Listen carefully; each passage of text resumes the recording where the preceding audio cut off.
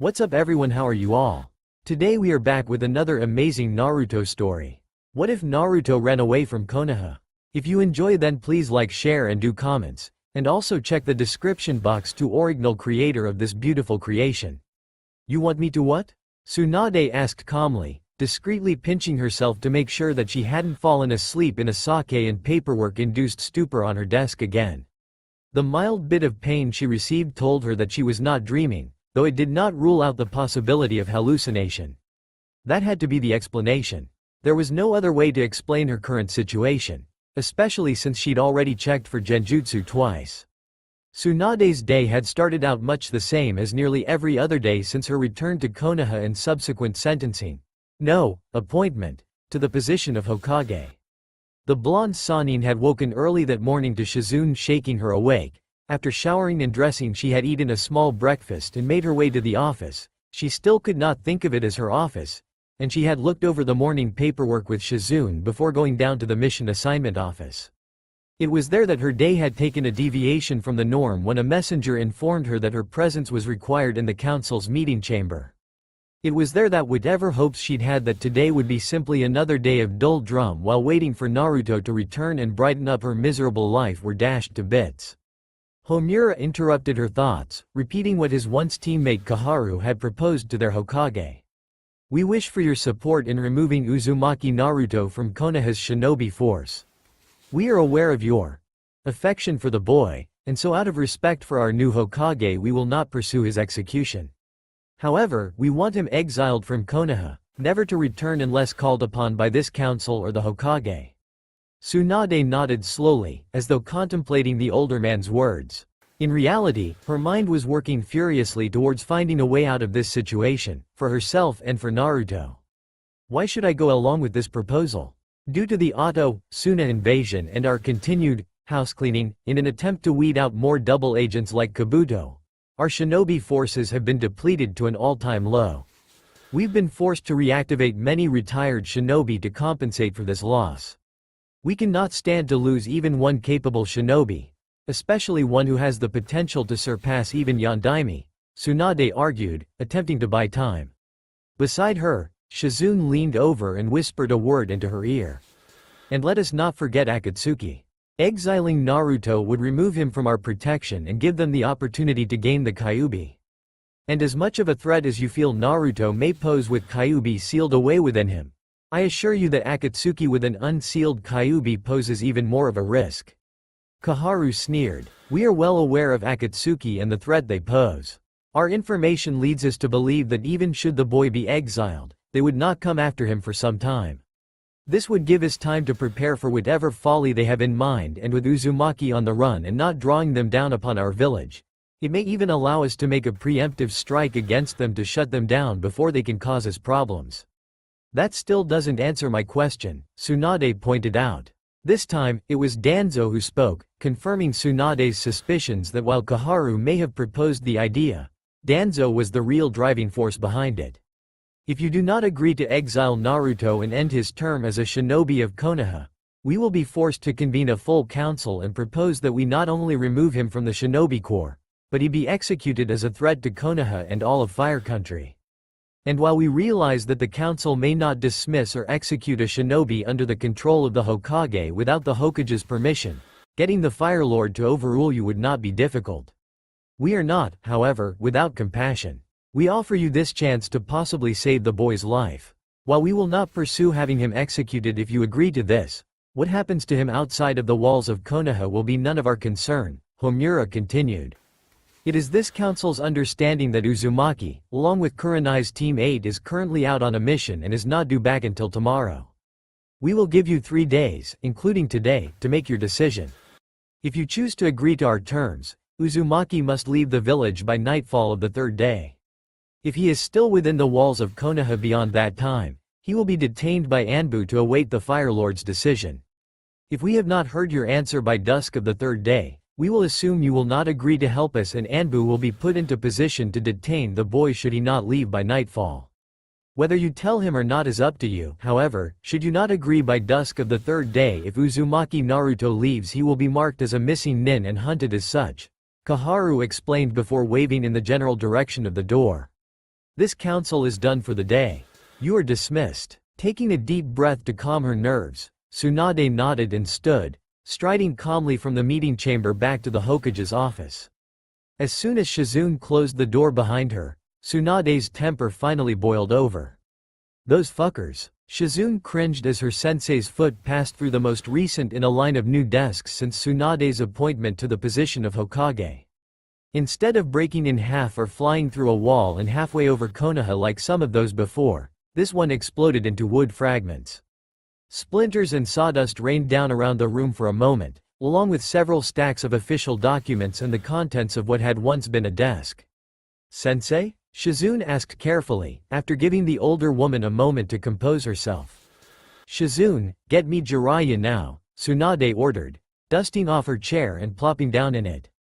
It was in that moment that inspiration struck, or maybe it was just the splinter that she'd missed digging into her ass. Either way, the older woman stood and motioned for Shizune to stop. "Hold on a minute, forget about Jiraiya, let's go for a walk," she stated, leading her confused apprentice out of the tower. "A walk?" Shizune asked as the pair made their way towards a park near the town's west entrance. "Tsunade-sama, aren't you concerned for Naruto's safety? The council plans." Tsunade cut the younger woman off. "I am. I may have an idea, but I didn't think the office would be the best place to discuss it," she said, coming to a stop in front of a park bench facing the gate and sitting. A short distance away, a trio of kids she recognized as the Konohamaru Corps were busily painting graffiti onto a park bench. "Hey you brats, cut that crap out," she shouted, scaring the trio off. Motioning for Shizune to join her, she continued. "Before I say anything, how do you feel about this?"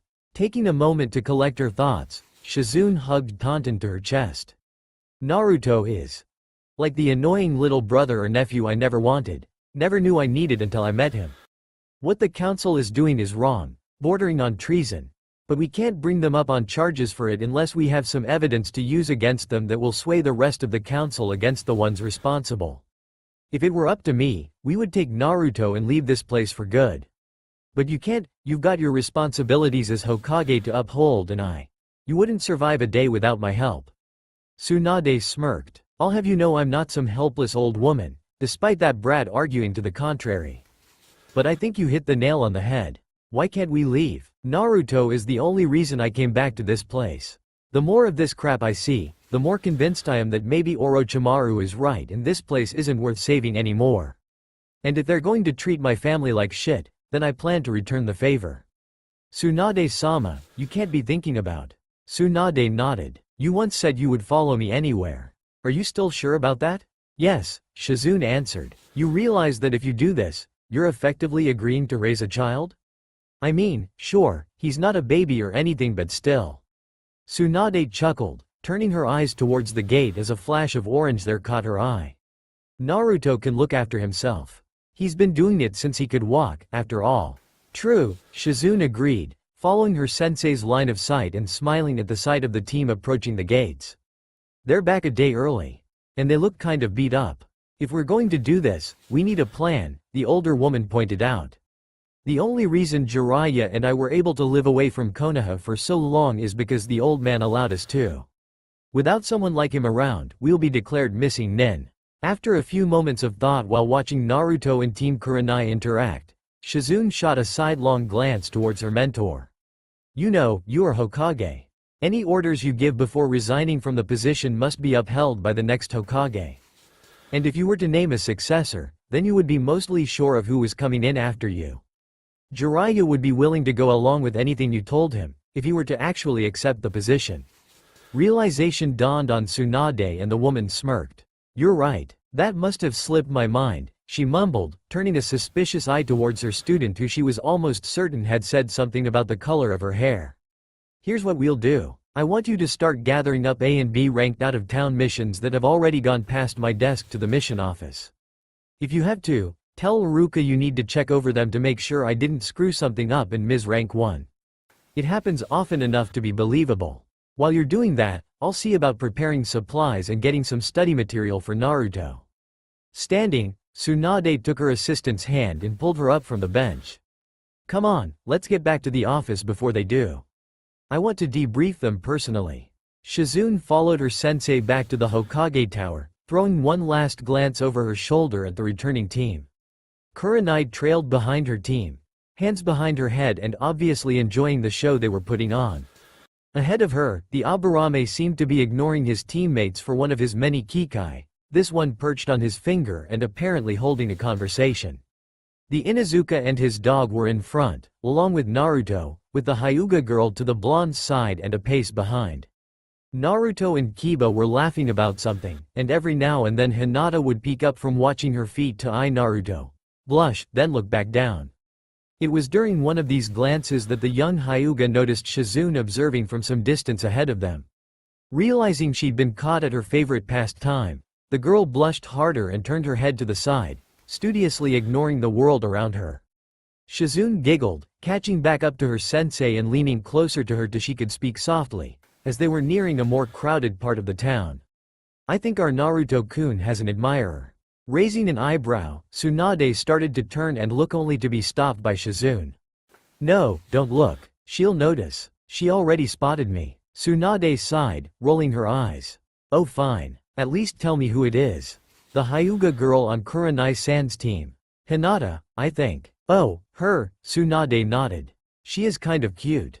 And a Hyuga too, and we know she has the Byakugan," she trailed off in thought.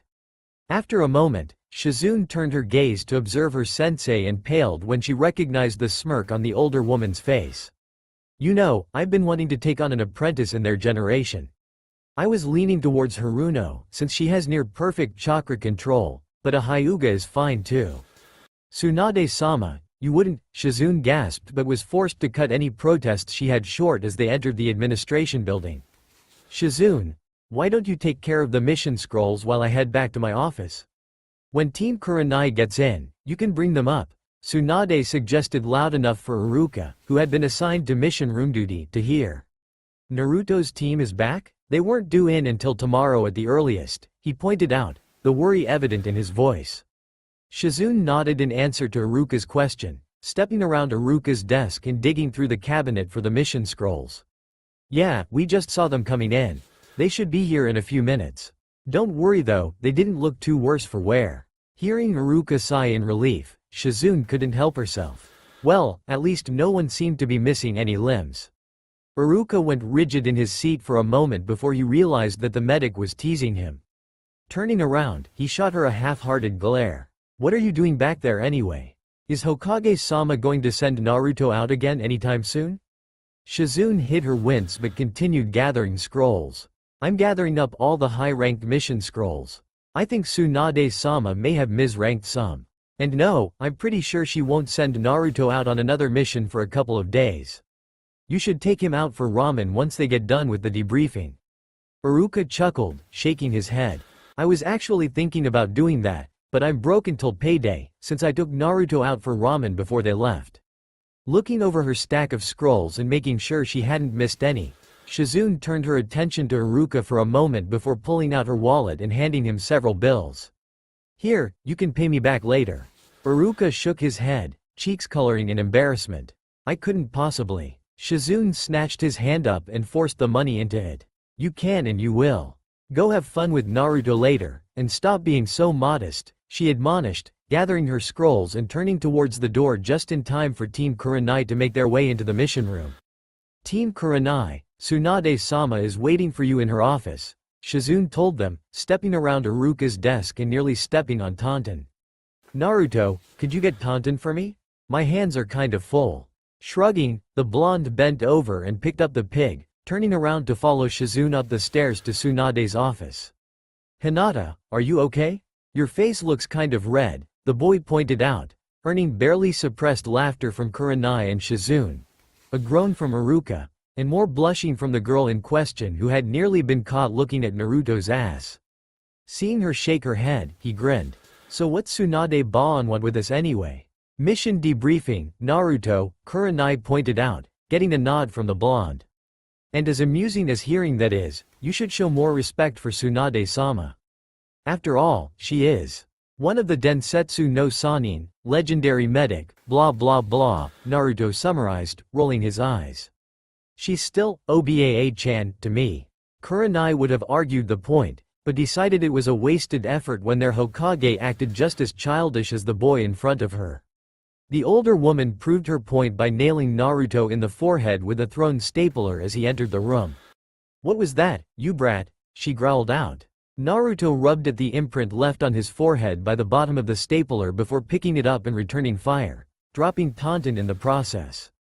"I said you're an old hag, you old hag." When Tsunade picked up the stapler and flung it back at the boy, Shizune intercepted it before it could hit its mark, having set her scrolls down on the new desk. "You two can play later," she admonished, putting the stapler back on the desk and moving to stand behind Tsunade. "So, tell me about your mission," Tsunade ordered, taking a seat and motioning for the others to sit as well. Over the next hour and a half, the genin and kurenai took turns reporting the events of their mission, Tsunade stopping them occasionally to ask questions. "I see. So this one is going to be marked as a failure then?" Naruto pouted, but nodded. "It's not my fault," he grumbled, getting a few snickers out of Kiba. "Well, if that's all you have to report," she started, getting nods from Team Kurenai and Naruto, "then you're dismissed. You have the rest of the week off. Naruto, Hinata, stay here for a few minutes would you?" Once Kurenai, Kiba, Akamaru, and Shino had gone, Naruto turned his attention to Tsunade. "So, what's up Bon?" Tsunade grit her teeth in annoyance but didn't rise to the bait. "Firstly, Naruto, how would you feel about leaving the village on an extended training mission?" Giving it a moment of thought, Naruto shrugged. "I dunno. Sounds okay, I guess. I like traveling. Who am I going with? Ero Sennin?" Tsunade snickered. "Perhaps. I hate to send you out again so soon, but some things have come up. Go home and start packing. Has Jiraiya taught you how to make storage scrolls yet?" Naruto shook his head. "Nope. He's mostly worked on taijutsu, Rasengan, and using." He cut off, shooting a glance at Hinata from the corner of his eye. "I see," Tsunade nodded. Shizune leaned in from behind her and whispered something in her ear and Tsunade nodded again before pulling out a small booklet from one of her drawers and scribbling something onto it. Tearing the page off, she handed it to the boy. "Here, go downstairs and give this to Iruka. Tell him I said he's off for the rest of the day and to close the mission office. Then the two of you can go buy a few storage scrolls and you can get to packing. You will meet tomorrow morning at the North Gate, 5 a.m. 5 in the morning? Are you crazy?" Naruto shouted, pointing at the woman accusingly. "You must be going senile if you think I'm getting up that early. You'll get up early and you'll like it, brat." Tsunade growled back. "Now, get," she yelled, shooing him from her office and frowning when he stuck his tongue out at her. Once Naruto was gone, Hinata turned her attention back to the rapidly calming Hokage. Anyo. Right, Hinata, on to business," Tsunade started, motioning for Shizune to close the doors to her office. Once she was sure they were closed, Tsunade smiled at the meek girl, hoping to reassure her. "So tell me Hinata-chan, what are your intentions towards my little Naruto-kun?" Hearing Shizune cough loudly behind her, Tsunade rolled her eyes. "Sorry, our Naruto-kun. Hinata spluttered, face going from pink to maroon and looking to hit purple soon. "We're just teasing you, Hinata-san.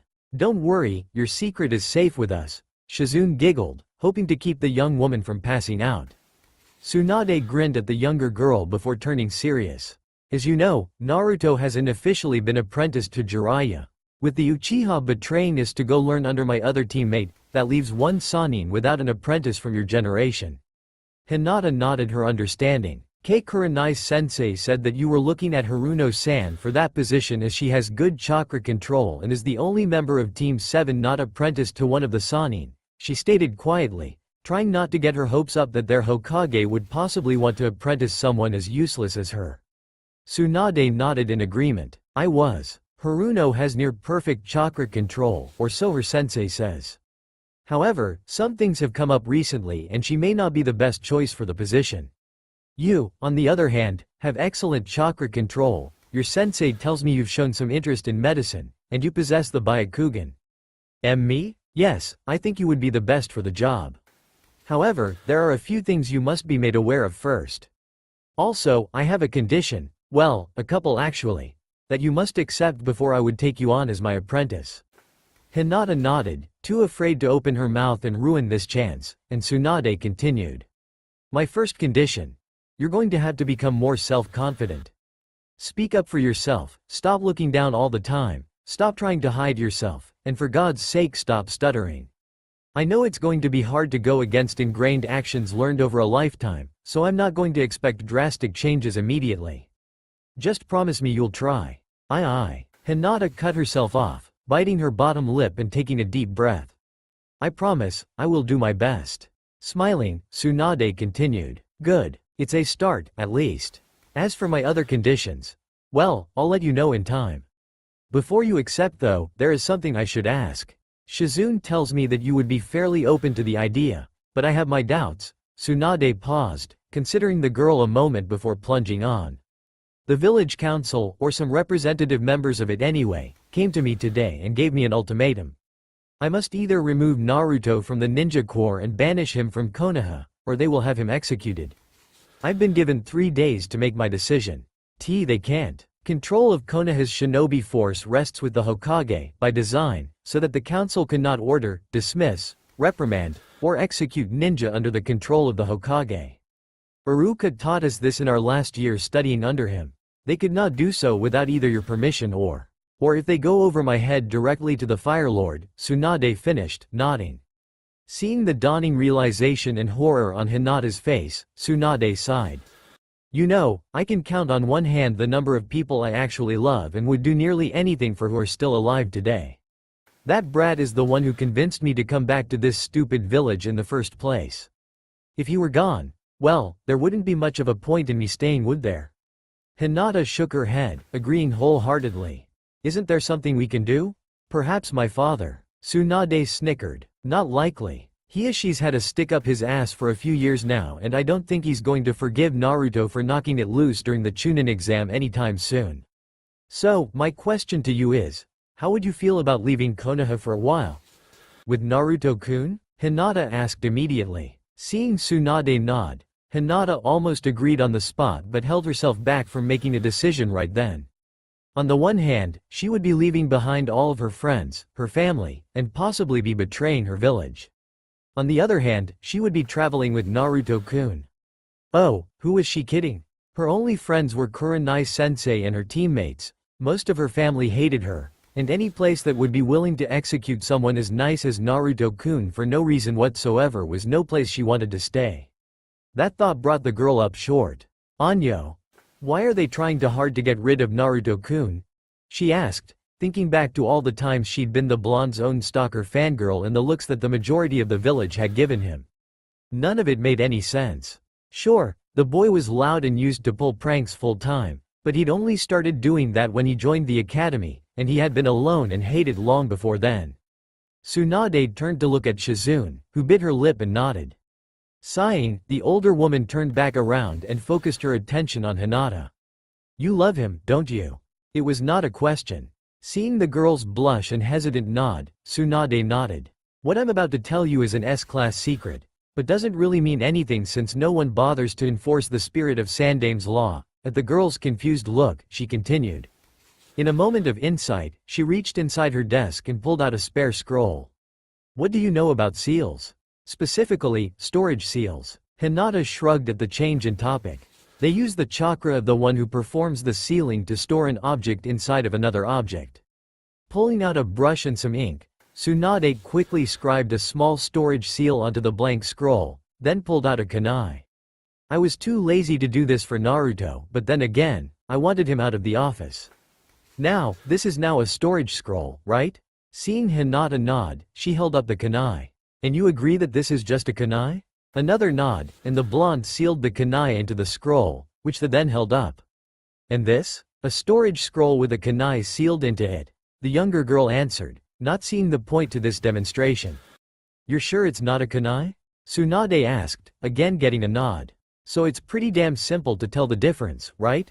Another nod. Finally, someone in this village with some common fucking sense. I don't see how this relates to Naruto-kun.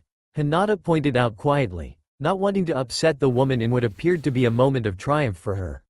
Shizune answered this time, after taking a breath to steady herself.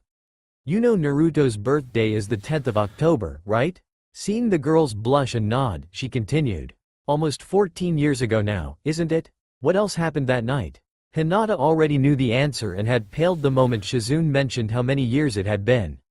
Things that, moments ago had made no sense, she now understood. Yondaime didn't kill the Kyuubi? She asked, getting a nod from both older women. Tsunade snorted. It was a creature composed almost entirely of chakra. Well, demonic chakra, or yuki in this case, with no real physical body to speak of.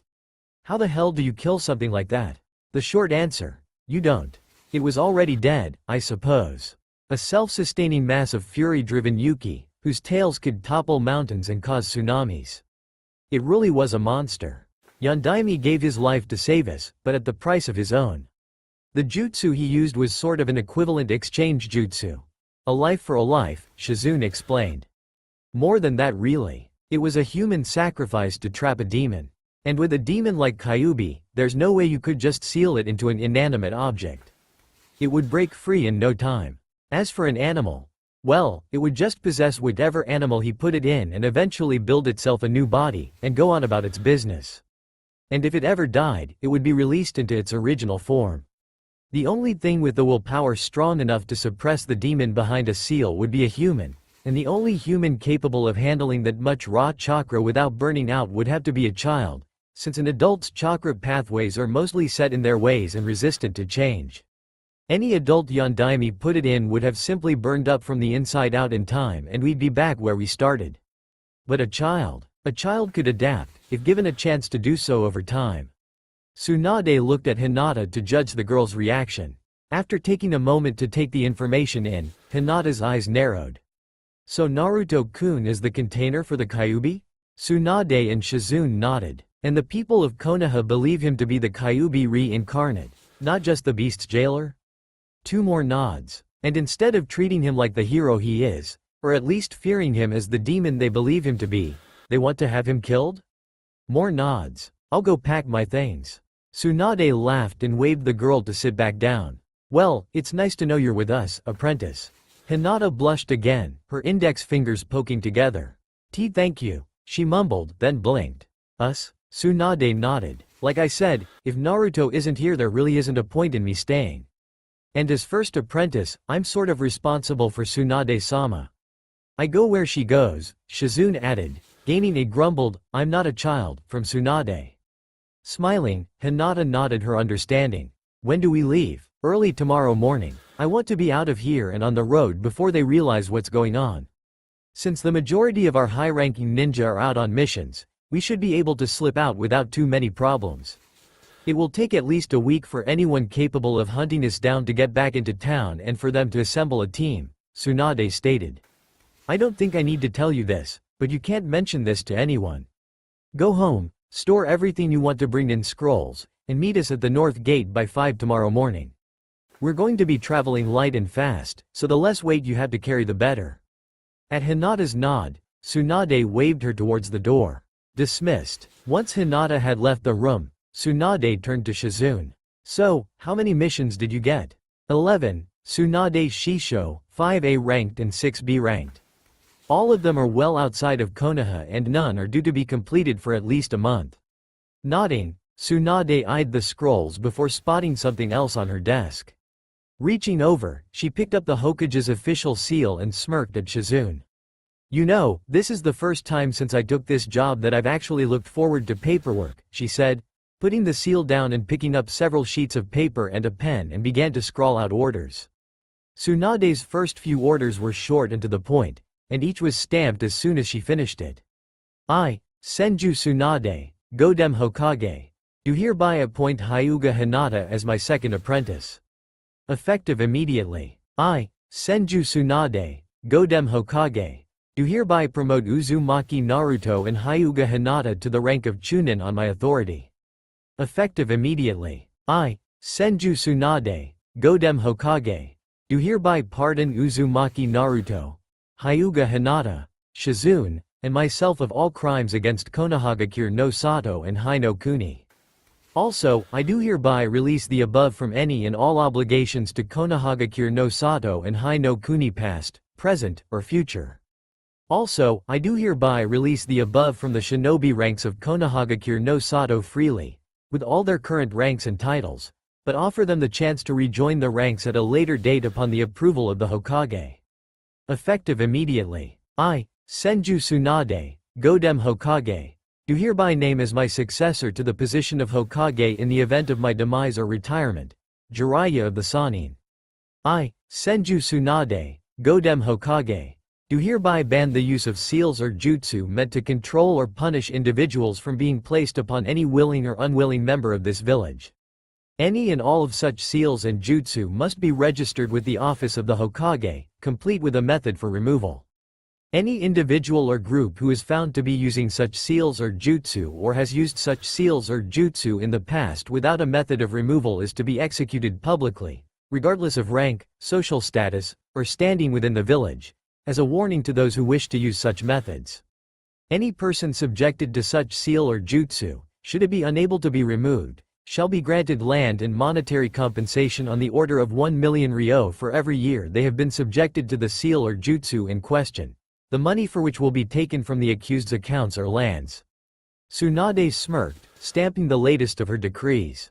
By that time, it was approaching dark and most of the staff in the tower had gone home for the night. Shizune, how much money does Konoha have in the treasury at the moment? Digging through a file cabinet, Shizune came up with a monthly income sheet for the village. Currently, we have 976,481,011 ryo. That's after taking into account recent mission payments to the village, shinobi wages, and general expenses of the administration. Rubbing her hands together, Tsunade did some mental math. Shizune, make up the paperwork to release 500 million ryo to the Hokage. List the expense under Black Ops or something if you have to. Then go collect the money from the treasury while they're still open for the night. Hi, Tsunade Shisho, Shizune giggled, going about her assigned task. Standing from her chair, Tsunade strode from the office towards the Hokage's private library. She nodded to the 2 Chunin guards at the door and one of them opened it for her. Closing the door behind her, she looked around the room and grinned, immediately spotting her first target of choice, the Forbidden Scroll of Seals. Over an hour later, she made her way out of the library and back to her office, a single scroll in her possession, the storage scroll she'd hastily made for her demonstration with Hinata. One last order made its way onto the pile with the others, signed and stamped by her own hand.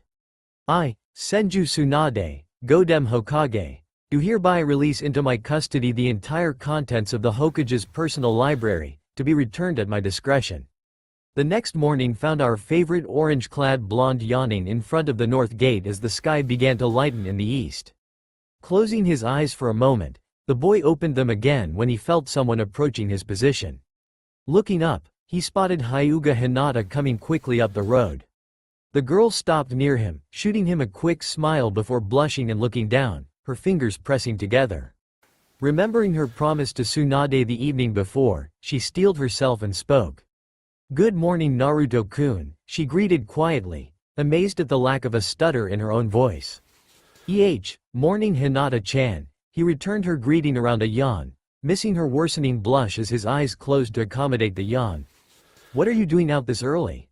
Hinata bit her lower lip softly, unsure of whether or not to tell Naruto the truth. Finally, she compromised and settled on telling him the truth, just not the whole truth. "I'm going to be leaving the village with my sensei," she answered simply.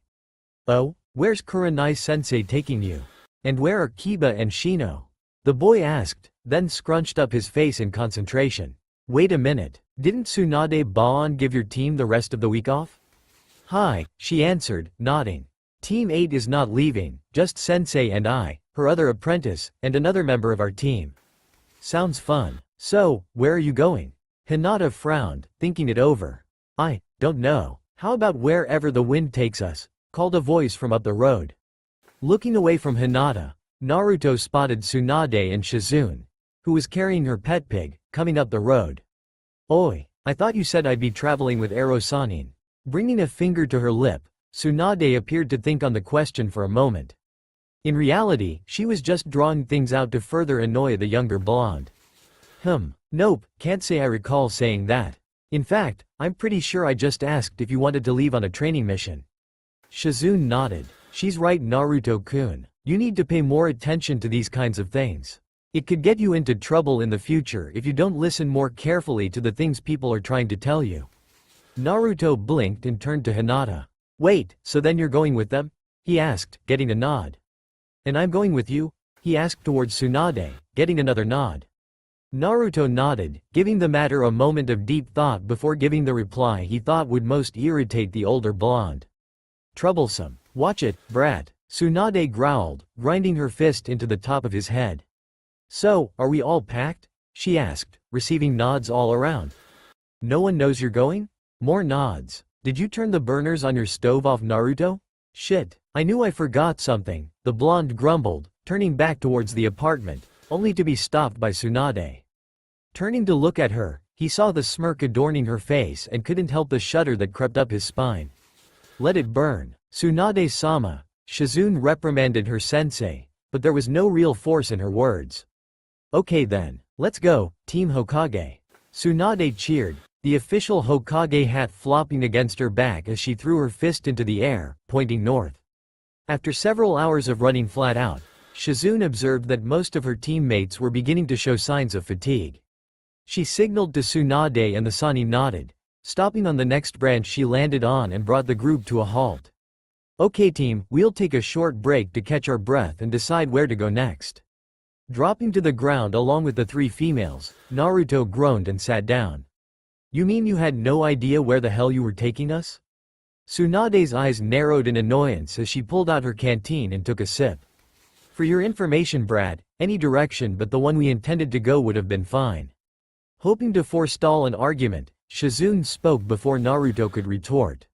Why don't we look over these mission scrolls and see which need to be done first and go from there, she suggested. Anyo, Hinata murmured, catching the attention of the others. Perhaps we should make a full inventory? Nodding in agreement, Tsunade held out her hand towards Shizune. Give me your stuff and I'll see what we've got while you look over the missions. After handing Tsunade a pair of storage scrolls, Shizune set about planning their first destination while the others brought out their own gear and set about taking inventory. At Tsunade's urging they started the inventory with a weapons check. Okay. I'm carrying a dozen kunai and a pack of 20 shuriken. I've got a basic field emergency kit, a few changes of clothes, and 3 days worth of supplies. Shizune has the same, plus a pack of 100 senbon, all poison-tipped. Hinata? The Hyuga girl looked up from her count. I have 10 kunai, 30 shuriken, a 5-meter spool of wire, and 10 senbon. I have some medicinal salves that I mixed for Team 8, a basic field emergency kit, extra clothes, 4 days worth of water and rations, and a short-range radio. Tsunade nodded, turning towards Naruto. Well? Blushing, Naruto rubbed the back of his head in embarrassment. Do I have to? He asked, getting a glare from Tsunade and curious looks from Hinata and Shizune. Fine, the blonde huffed, not bothering to actually pull out anything to count. Unsealed, I have 40 kunai, 40 shuriken, 10 meters of wire, 100 pack of explosive notes, and a medium-sized folding Fuma shuriken. Sealed, I've got about 200 more kunai, double that in shuriken, about a kilometer of wire, 200 more explosive tags, about 20 large smoke bombs, 5 of those really big Fuma shuriken that don't fold down, a pair of tonfa, and about 200 senbon. Oh, and I've got a couple of basic trap kits. I've got 2 weeks worth of ramen sealed somewhere, a couple of days supply of water, a short-range radio, a set of field binoculars and a net. The trio of women blinked, trading looks somewhere between bemused and amazed. Where did you get all that stuff? Shizune asked. Better yet, Tsunade grumbled, how the hell did you afford it? And why are you carrying all of that crap anyway? Naruto shrugged. I just sort of started collecting stuff that people left in the training fields. It's not like I stole it or anything, people just leave all sorts of good stuff just laying around. Everything I've got here, even the stuff I found damaged, is way better than anything any of the stores in Konoha would ever sell me. After a while, I got used to repairing all of my own stuff so it's all in good condition. And this isn't all of it. There's more back in Konoha hidden across a few training fields in case my apartment got robbed again.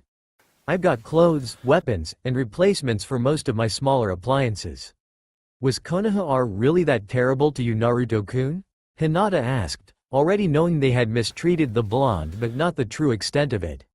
Naruto waved off their concern. Nah, they stopped robbing my place for the most part when I started trapping my doors and windows once Iruka taught us how in the academy. After that, they hadn't really bothered the place until I went out looking for Baan with Arrow Sennin. Shizune sighed, setting aside the mission scrolls. Naruto, one day we're going to have you tell us everything that those idiots have done to you over the years and we'll find a way to pay them back for it. Looking towards her mentor, she motioned towards the scrolls. We're going to Atafika Gai. From there, we'll go east to a port city and catch a boat south to Sea Country. Konoha was hired to investigate rumors of a sea monster there. After that, we'll sail back up to Digarashi port in Tea Country to hopefully meet the next client before they make it to Konoha. We'll have time to start training these two in the downtime between most of these missions. So, it's been killing me to know for a while now, what exactly did you take from the Hokage's office and library before we left? She asked of Tsunade. Smirking, Tsunade withdrew a storage scroll and twirled it between her fingers dramatically, and then dropped it. Rolling her eyes, she picked it back up and addressed her current apprentices and hopefully soon-to-be apprentice. Lots of stuff. Aside from my hat, most of it's pretty useless. For instance, there is a scroll of Mokuton techniques written by Shodai. I think I also managed to pick up all of Sensei's Icha collection. Naruto growled in frustration. Come on you old hag, get to the good stuff already, he shouted, voicing both Shizune's and Hinata's own impatience at their mutual sensei. Patience, grasshopper, Tsunade smirked, further irritating the younger blonde. If you must know, I picked up a few goodies too. Like the Forbidden Scroll of Seals, Nidame's Raijin, and Sandame's Summoning Contract. I also picked up the Hokage's personal library of jutsu, which was started by Shodai and has been added to by every Hokage since. It's essentially a list of every non-clan specific jutsu and seal to have been brought into or developed by Konoha and instructions on how to perform them. Oh, and I got the Black Book too. Shizune gasped, though the implications were lost on the two Chunin. I thought that was just a myth, the young medic breathed in awe. Tsunade shook her head. Nope, it's real. What is it, Tsunade Shisho? Hinata asked, voicing the question both she and Naruto had. It is a record of things that aren't supposed to have been recorded, Shizune explained. In Anbu, a black book, black files, or a black folder would refer to any secret records kept of operations that could potentially cause problems for a village were knowledge of them to become widespread. Akage's Black Book is the same thing, but on a larger scale. I can't speak for the other Kages, but the Hokage's Black Book contains detailed records going all the way back to Shodai's era. It holds all of Konoha's dirty little secrets, or at least all of the ones the Hokage knew of or had a hand in. If this were to go public, we could discredit Konoha for years to come, Tsunade elaborated. Naruto shrugged, scratching his head in confusion. Why would we want to? We have to go back eventually, even if you did manage to give yourself a vacation somehow. The three women shared a look before coming to a mutual agreement. Shizune attempted to break the news gently. Naruto-kun, we aren't going back. Huh? Why not? Sighing, Tsunade decided that he wouldn't understand their reasons unless he were given the whole truth. True to form, she approached the subject with as much tact as possible, which is to say, none. We left for good. Before you got back yesterday, the council approached me with an ultimatum. Either I kick you out of the ninja program and exile you from Konoha, or they would label you as a threat to the village and go over my head to get the Fire Lord's approval to have you executed. They gave me until dusk tomorrow to make my decision, which is also probably the earliest they'll even notice us missing. Okay, I understand kicking me out if the only other choice is letting them kill me, but why did you leave? You all could have stayed home and no one would have really cared if you were my friends, as long as I was gone, the younger blonde questioned. I mean, Tsunade Baan is Hokage. Hey, I got you that job and you're just going to ditch it? And Shizune-chan had stuff to do in the hospital. And Hinata-chan, what about your team and your family? Surprisingly, it was Hinata who answered, and the answer she gave shocked the boy into silence. We left for you, Naruto-kun, she nearly shouted, then blushed, looking suddenly sheepish. Taking a breath to steady herself, she continued. We decided that a village without you, a place that could do those things to you wasn't a place worth staying. Tsunade-sama and Shizune-senpai only came back to Konoha because of you, and to be forced to choose to decide whether to exile you or let them kill you was about the greatest betrayal they could have made on her part. As for myself, the word froze in her throat and she found she didn't quite have the courage to tell him that just yet. I love my team, they're the closest thing I have to a real family. Kurenai-sensei reminds me of my mother before she died, and Kiba and Shino have been like brothers to me. The Hyuga clan has never really been a real family to me, even while my mother was still alive. It wouldn't have been worth staying without you there. Speaking before the younger blonde could get his wits back about him, Tsunade continued. So, before we left I asked Hinata if she would like to become my second apprentice and come with us. Since she's here, you can guess how that went. Last night, after I sent you out to spend time with Aruka and sent Hinata home to pack, we grabbed as much as we could and put in some last-minute paperwork before getting ready to go ourselves. Oh, before I forget. Naruto, Hinata, she addressed the pair, sitting up straighter, congratulations. You've been promoted to the rank of Chunin. Before I left, I dismissed us all from the service of Konoha and the Fire Lord. And since it was a legal order signed and stamped by the Hokage herself, we are free to go where we please within the borders of Hai no Kuni, and none of those overstuffed, bureaucratic idiots can do a thing about it legally. So, we're not missing Nin? The boy asked. Nope, we're free agents. Ninja with no loyalties to any village, free to go where we please and take jobs as they come along. Well, so long as we don't piss off the wrong people. We should probably avoid Kumo and Iwe for the time being too, Tsunade mused. Taking a few moments to take in everything he'd been told, Naruto began to understand that he had loyal friends who would stick with him. Apparently even if it meant abandoning the place they'd once called home. Knowing there was no real way of showing how much he appreciated what they had done and were willing to do for him at the moment, he decided to do the next best thing for now and throw himself into this wholeheartedly. Discreetly wiping away a tear, the blonde took a steadying breath before shooting the trio of girls a huge grin. So, if we aren't going back, what are we going to do now? The trio returned the boy's smile and Shizune gestured towards the stack of mission scrolls. Tsunade Shisho and I talked about it last night and we've decided to train the two of you up into competent ninja. Which is going to be more of a pain in the ass for you, Naruto, since your formal education is, for lack of a better term, lacking, Tsunade cut in. Naruto's eyes narrowed at the older blonde. Are you calling me stupid? If the geta fits, Tsunade growled back. Seeing that another fight was about to break out, Shizune intervened yet again, already convinced of her place on this team as peacemaker. No, Naruto-kun, what Tsunade Shisho is trying to say is that because you didn't have the benefit of a ninja family or clan, you aren't as far along as those that do are. For example, how many chakra training exercises do you know? Scratching the back of his head, Naruto shrugged. Just 3. Leaf floating, tree climbing, and water walking. I'm good with the last 2, but kind of suck at leaf floating.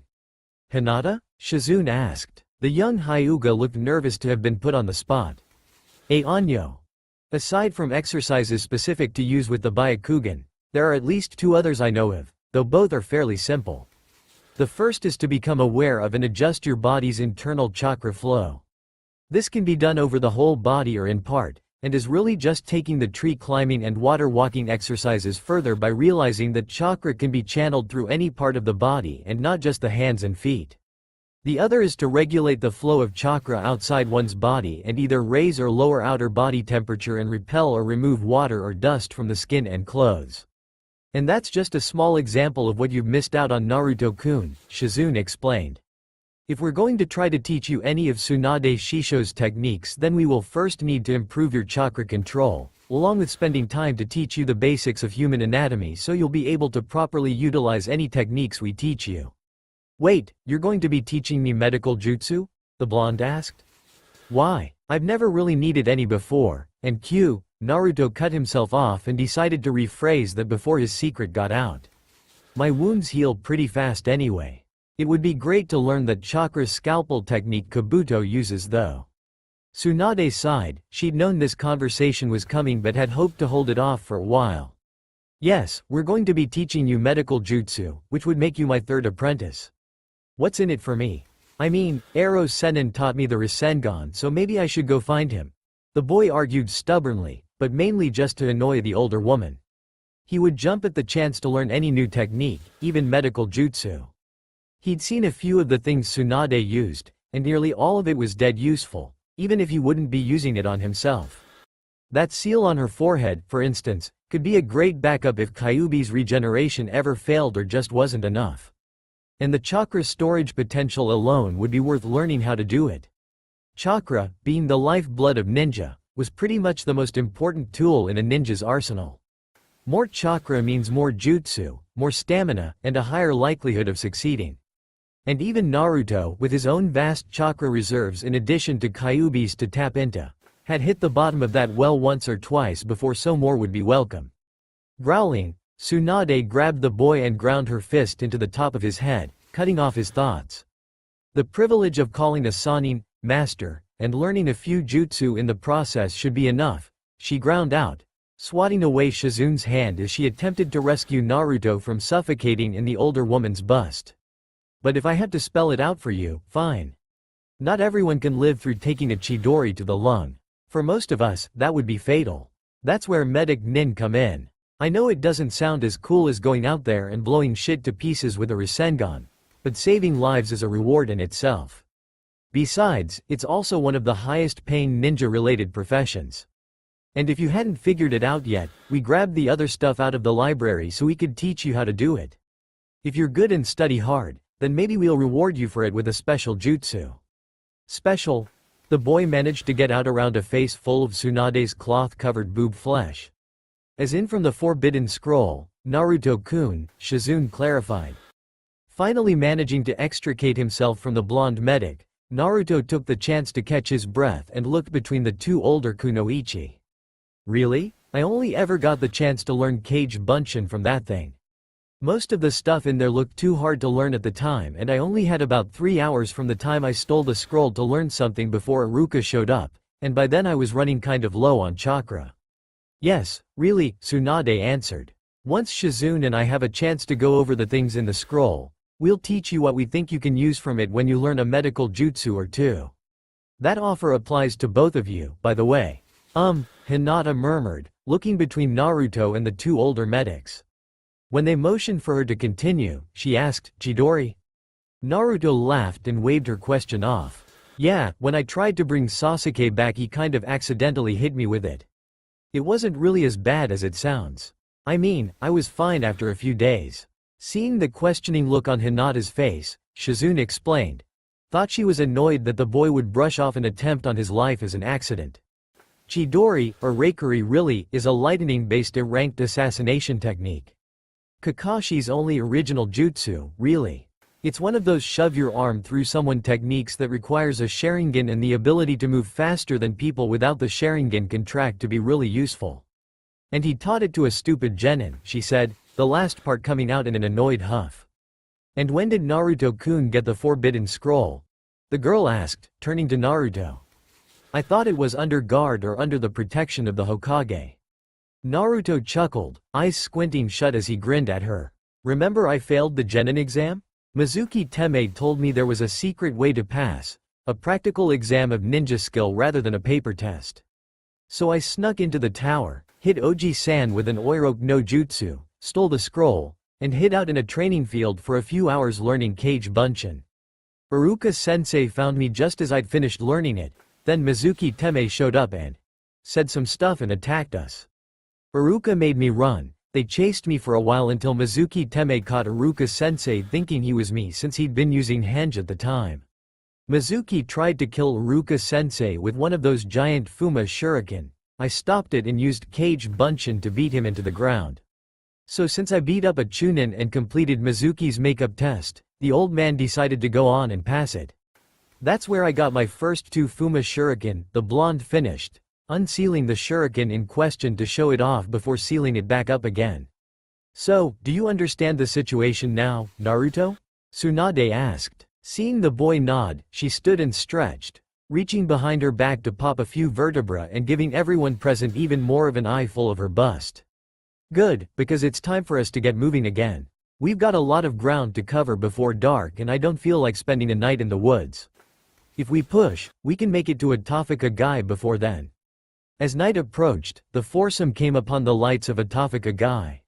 We'll stop here for the night and pick up again in the morning, Tsunade announced, leading them through the city gates and towards the tourist district, where they would be able to find a hotel. Halfway there, Tsunade looked over to Naruto and paused, bringing the group up short. "We need to do something about that," she murmured, eyeing the blonde. Naruto eyed the older blonde suspiciously. "About what?" he asked, some unclear and not quite developed male instinct telling him to bolt. Shizune sighed, speaking up before her sensei opened her big mouth and caused a scene, making them stand out even more than they already did. "You stand out too much, Naruto-kun. The first thing anyone coming after us is going to ask will be, have you seen a kid with blonde hair wearing a lot of orange in the area?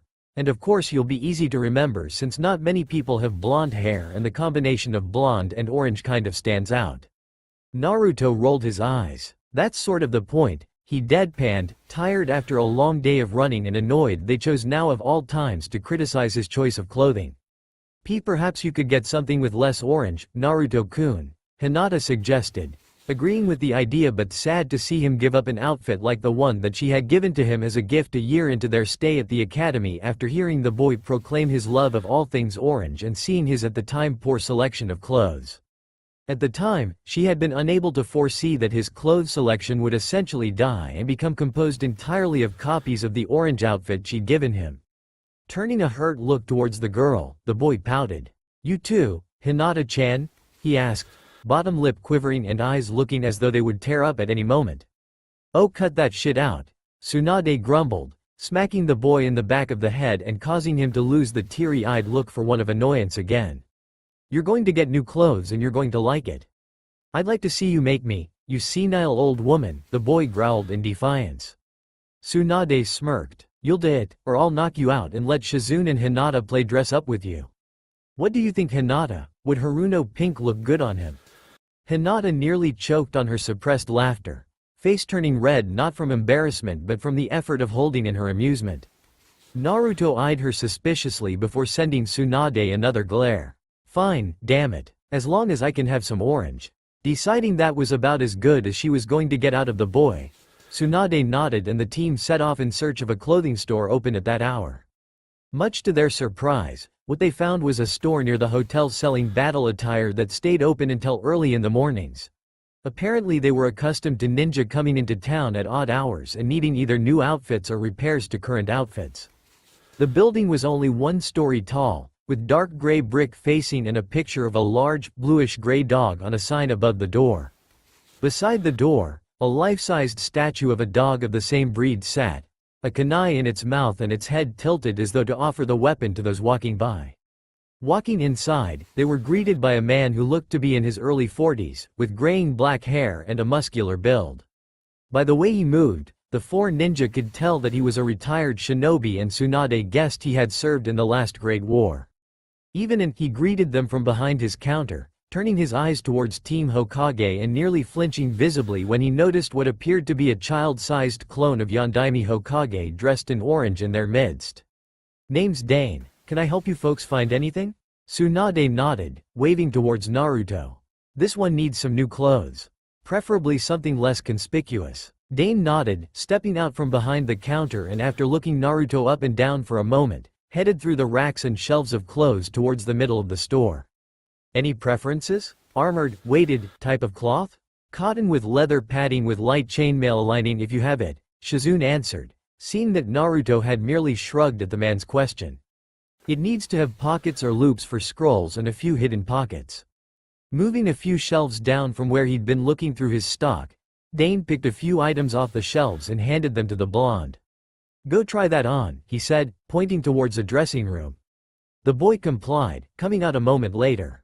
He wore long black pants with cargo pockets and scroll loops on the side and a black jacket with orange paneling along the bottom, up the sides, and along the outer part of the sleeves.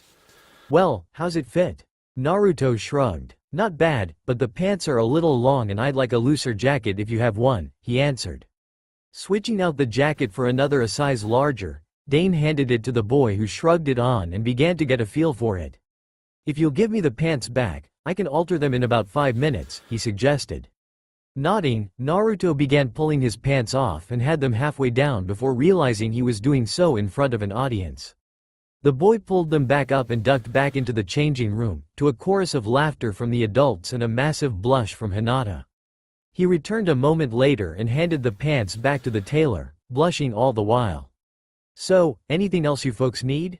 Dane asked around his grin. "Some new sandals, these are getting kind of worn out," Naruto answered, to which the retired shinobi pointed towards a shelf a few feet away labeled, "Footwear."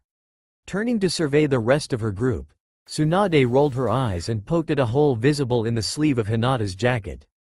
"I think you could use a new jacket too, young lady." Looking the girl over to get a guess towards her size, Dane led the group a few shelves back towards the counter and began poking through a rack. Occasionally, he would pause to look towards Hinata, frown or shake his head, and continue his search. After a few moments, he pulled out a thin jacket and handed it to the young Hyuga. "Try that on." Nodding, Hinata shrugged off her old jacket and pulled on the new one, which was a light indigo color with darker purple sleeves. It was a little heavy, but she reasoned that it would be if it were armored similarly to Naruto's. The jacket was comfortable, if a little long at the moment. "It looks good on you," Tsunade commented, causing the girl to blush and mumble her thanks. Seeing that she agreed with it, Tsunade turned towards Dane. "I think that's everything." Nodding, he waved towards the store. "Well, look around and see if anything catches your eye. I'll go take these pants up and I'll call you when they're done."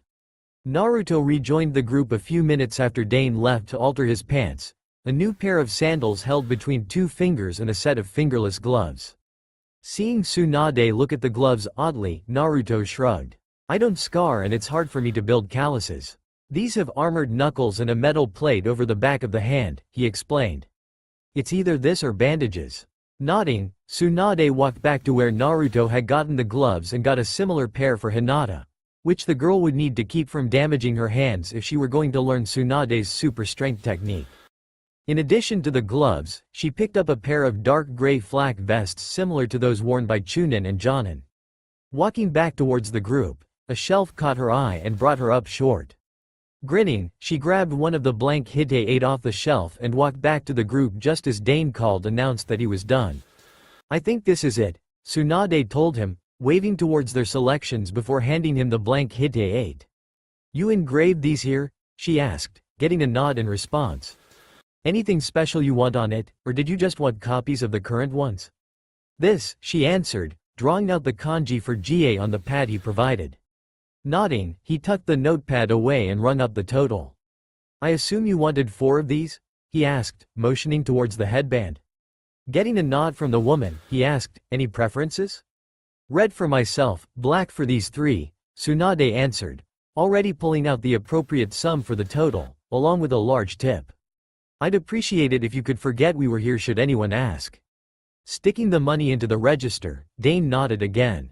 "Sure thing, Haim. Come by in the morning sometime, I should have these done by then," he said, tossing Naruto his new pants and Chunin vest before moving off to get some more blank headbands while the trio of Kunoichi waited for the blonde boy to run back to the dressing room and change, Hinata slipping on her own new vest over her jacket. While Naruto was getting dressed, Tsunade turned back towards Dane. "Think you could get us 3 copies of that and another jacket like this one by that time?" she asked, motioning towards Hinata's new jacket. "Sure thing," he answered, pocketing the headbands he would be using and moving back through the racks while the blonde rejoined his companions. He couldn't help but notice the large hat adorned with the kanji for fire in red hanging down Tsunade's back as the woman turned to leave. "I almost feel sorry for the bastards that decided to piss off that Hokage," he murmured, turning back to his work as the bell over his door chimed, signaling the quartet's departure. The group made their way back across the street and down a few blocks to a hotel. Shizune rang the bell on the counter, attracting the attention of an old man who had been lounging behind a half-closed door behind the counter, a suspiciously orange book in his hands. Pocketing the book, the old man opened the door and stepped up to the counter. Taking one look at the group of ninjas, he asked, "How many rooms?" "1 room, 2 beds," Shizune answered, accepting the key the old man handed to them. "You can pay when you check out," he said, before asking, "Need anything else?" Getting a collective no, he nodded and went back into the lounge area behind the desk to finish his book. That guy was kind of rude, Naruto noted as they made their way towards the ground floor room they'd been given. "Not really," Shizune explained. If he's an experienced concierge, then he knows how to handle ninja clients. Ask no more questions than necessary. Don't ask how long we'll be staying. Try not to look at us too closely, and we'll pay when we leave. If we have to leave in a hurry, we'll send money by mail at a later date. Some of that is kind of dumb. Why shouldn't they ask how long we'll be here, and why not look too closely? It was Tsunade who answered this time. Because most ninja don't know how long we'll be here, and even if we did, we don't want to tell someone who either could be an enemy or coerced to work for an enemy any more details about our operations than necessary. Not studying us too closely ties into that. It makes us more forgettable, just another face in the crowd. A ninja face, sure, but enough of us pass through that it's easy to get us confused if you don't pay attention to the details. That, and there are techniques, such as those used by the Yamanaka, that can allow a person to either overshadow, possess, if you will, another's mind or simply peruse their memories until they get what they're looking for. If they're not looking at us often, it makes it harder to recall what we looked like and harder for anyone using those techniques to identify us. Naruto nodded in understanding as they entered their room. Doesn't help against cameras, he pointed out. True, but that's an argument for another time, Tsunade said before throwing herself down onto one of the beds as Shizune locked the door. Hinata, you can sleep with me. Shizune, you get the brat. I'm not a brat, Naruto argued, and I could just sleep on the floor. I have a sleeping bag. I'm okay with sleeping with sharing a bed with Naruto, Shizune grinned, winking at Hinata, causing the younger girl to blush. Good, Tsunade smirked up at the ceiling, hearing the teasing in her first apprentice's voice and deciding to play along. I don't quite trust Naruto-kun with our innocent little Hinata-chan. Hey, I'm not a pervert like Ero Sennin, Naruto protested, loudly, blushing nearly as much as Hinata. Shizune ignored the blonde's outburst. I don't know, sensei. I think it's Hinata-chan we shouldn't trust with our Naruto-kun. I don't know if he'd make it through the night with his virtue intact.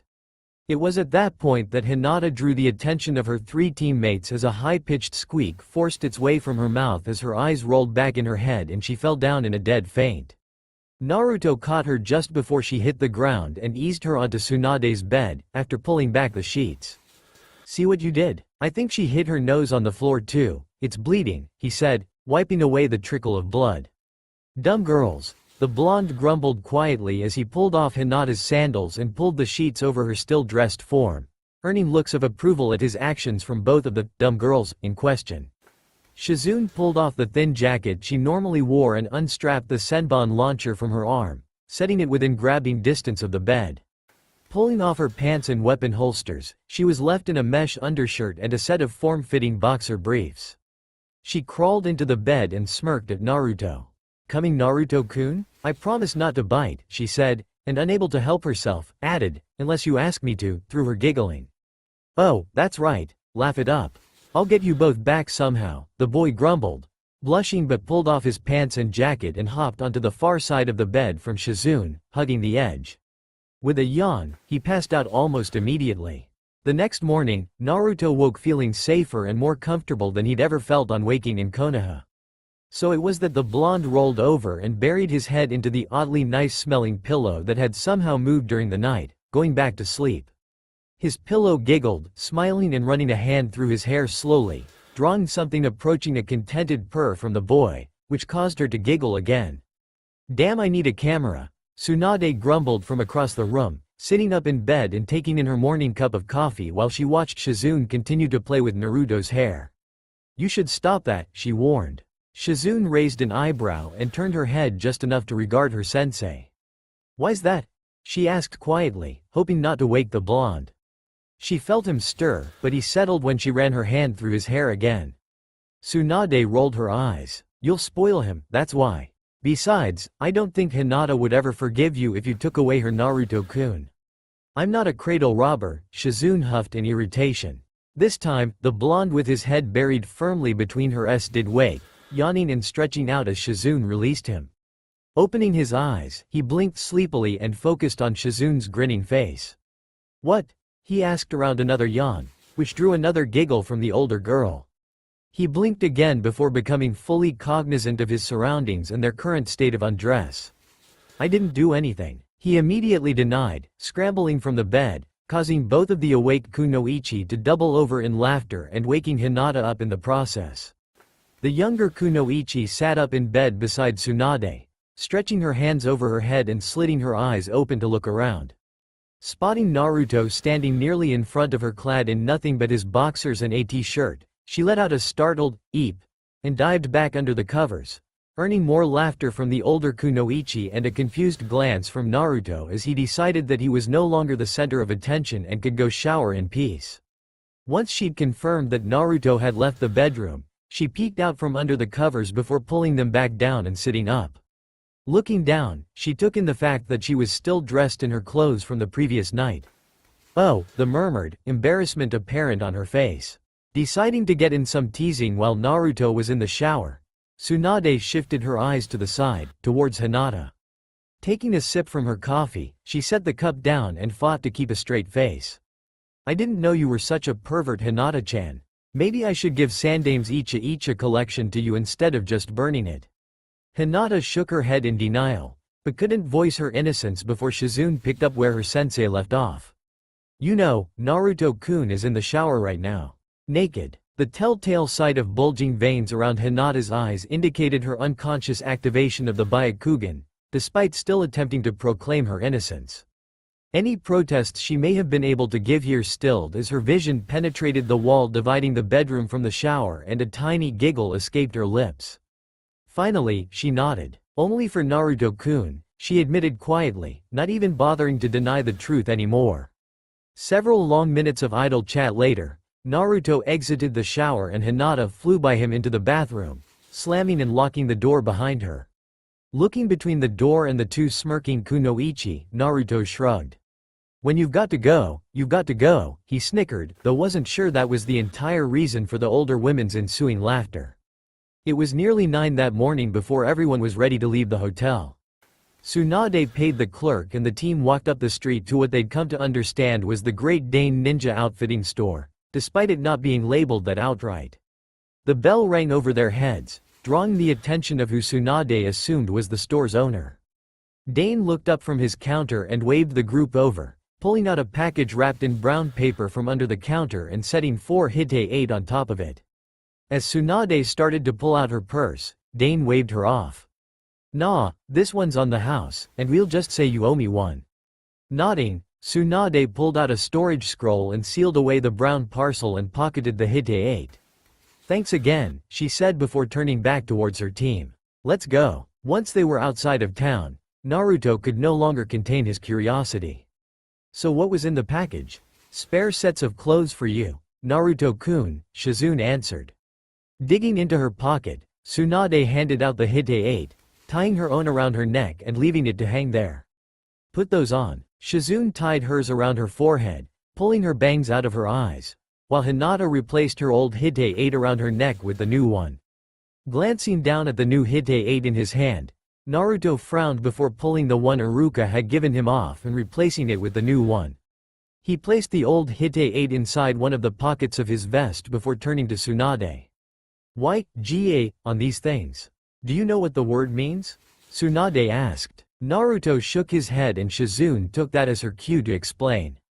"It means independent. It can also mean self-employed and bodyguard. A Jiitai is a self-defense force. A Jiichu is a captain of the guard. Essentially, we're advertising, which is what the Hite-8 is meant to do in the first place. Aside from the practical purposes, most ninja wouldn't even wear them unless they were forced to. I usually only wore mine outside of Konoha when we were on missions.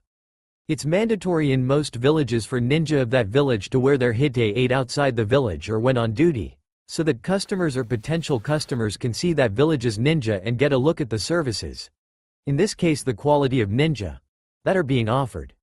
Foreign ninja are required to wear a Hite-8 inside the walls of allied villages at all times when outdoors, mainly so people have an easier time keeping track of them."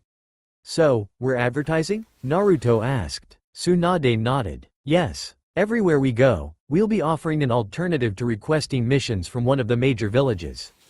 If our prices are reasonable, word will spread quickly. Mostly, D-ranked missions are only assigned within village walls, so we'll only be offered C or above. For a group of wandering ninja, That will probably consist mostly of escort missions or dealing with bandits or thieves. Unless we get lucky and something major happens and we can resolve it successfully. That will let everyone know that we can be relied upon for higher level missions, Shizune elaborated, already warming up to the idea of teaching. Are we supposed to approach town officials and offer our services? Hinata asked, bringing the team's attention to her. Scratching her chin in thought, Tsunade nodded. That would be a good idea. We could send someone out to meet with whatever town elders there are and see if they have anything we could take care of. By we? You mean me, Shizune mumbled. We should discuss a training regimen for you too, since we've got some time to kill this morning before we start running again. If we walk half the day and run the other half, we should make it to the port by tomorrow night, the morning of the day after at the latest. After that, it's about a week's cruise down to our clients, if not more depending on the weather. Tsunade nodded her agreement. We'll start with chakra training in the morning. The evening run will count as half of your physical training, and you'll follow it up with other exercises once we make camp for the night. Hinata, why don't you start by demonstrating one of the chakra control exercises you mentioned yesterday for Naruto-kun, Shizune suggested. Nodding, Hinata pulled out her canteen and waited until she knew she had Naruto's attention before pouring a bit onto her arm. Instead of rolling off her arm onto the ground, the water stayed in a mass where it had landed. After a moment, it spread out, seeming to disappear entirely. Hinata reached out and ran her finger down Naruto's arm, leaving a small trail of moisture. Bringing up her other hand, she collected the moisture she had left on the blonde's arm at the tip of her fingertip.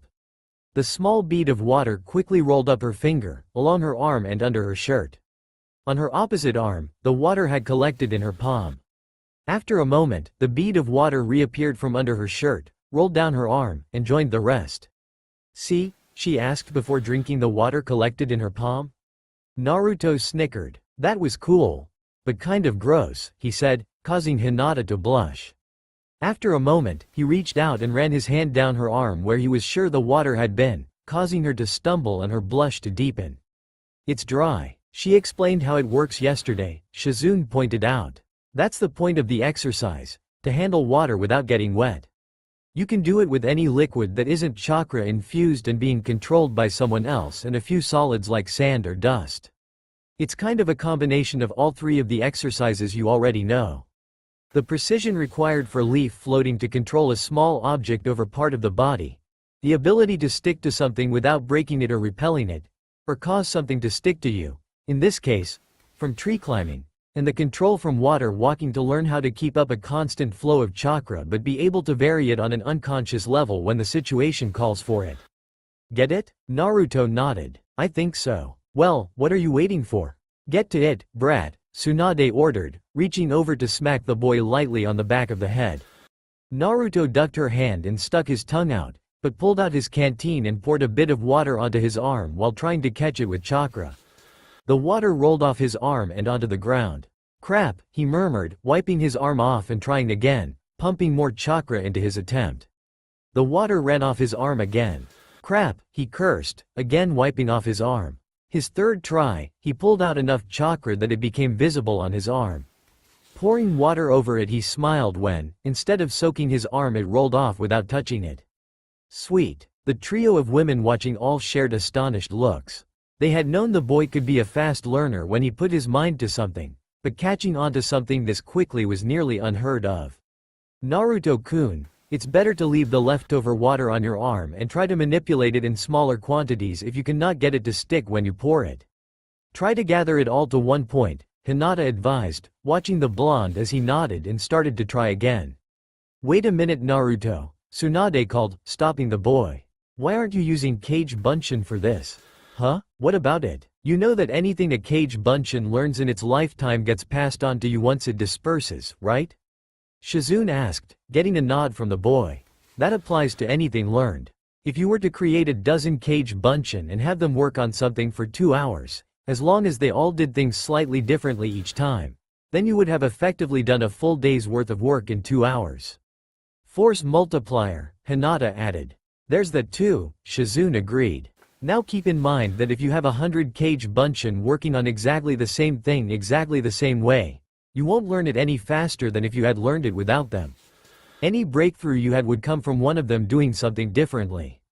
Doing that with an already learned skill can help by improving your familiarity with the skill, building up your mastery of that skill, but it won't accelerate your initial learning pace any. If you're going to use a large group of Kage Bunshin, you should have each of them arranged to try a different approach to the same subject. Understand? Naruto nodded. I think so, he said, bringing his hands up into the familiar seal for Kage Bunshin. Everyone there felt the chakra gather and release, but when there was no telltale poof of smoke and a clone, they looked around in confusion. A rustle of leaves from the trees above caused them to look up, and gape in awe and a little horror. Above the team was a veritable sea of orange and black-clad blondes lining every branch of every tree within sight, dividing themselves up into groups and spreading out across the area.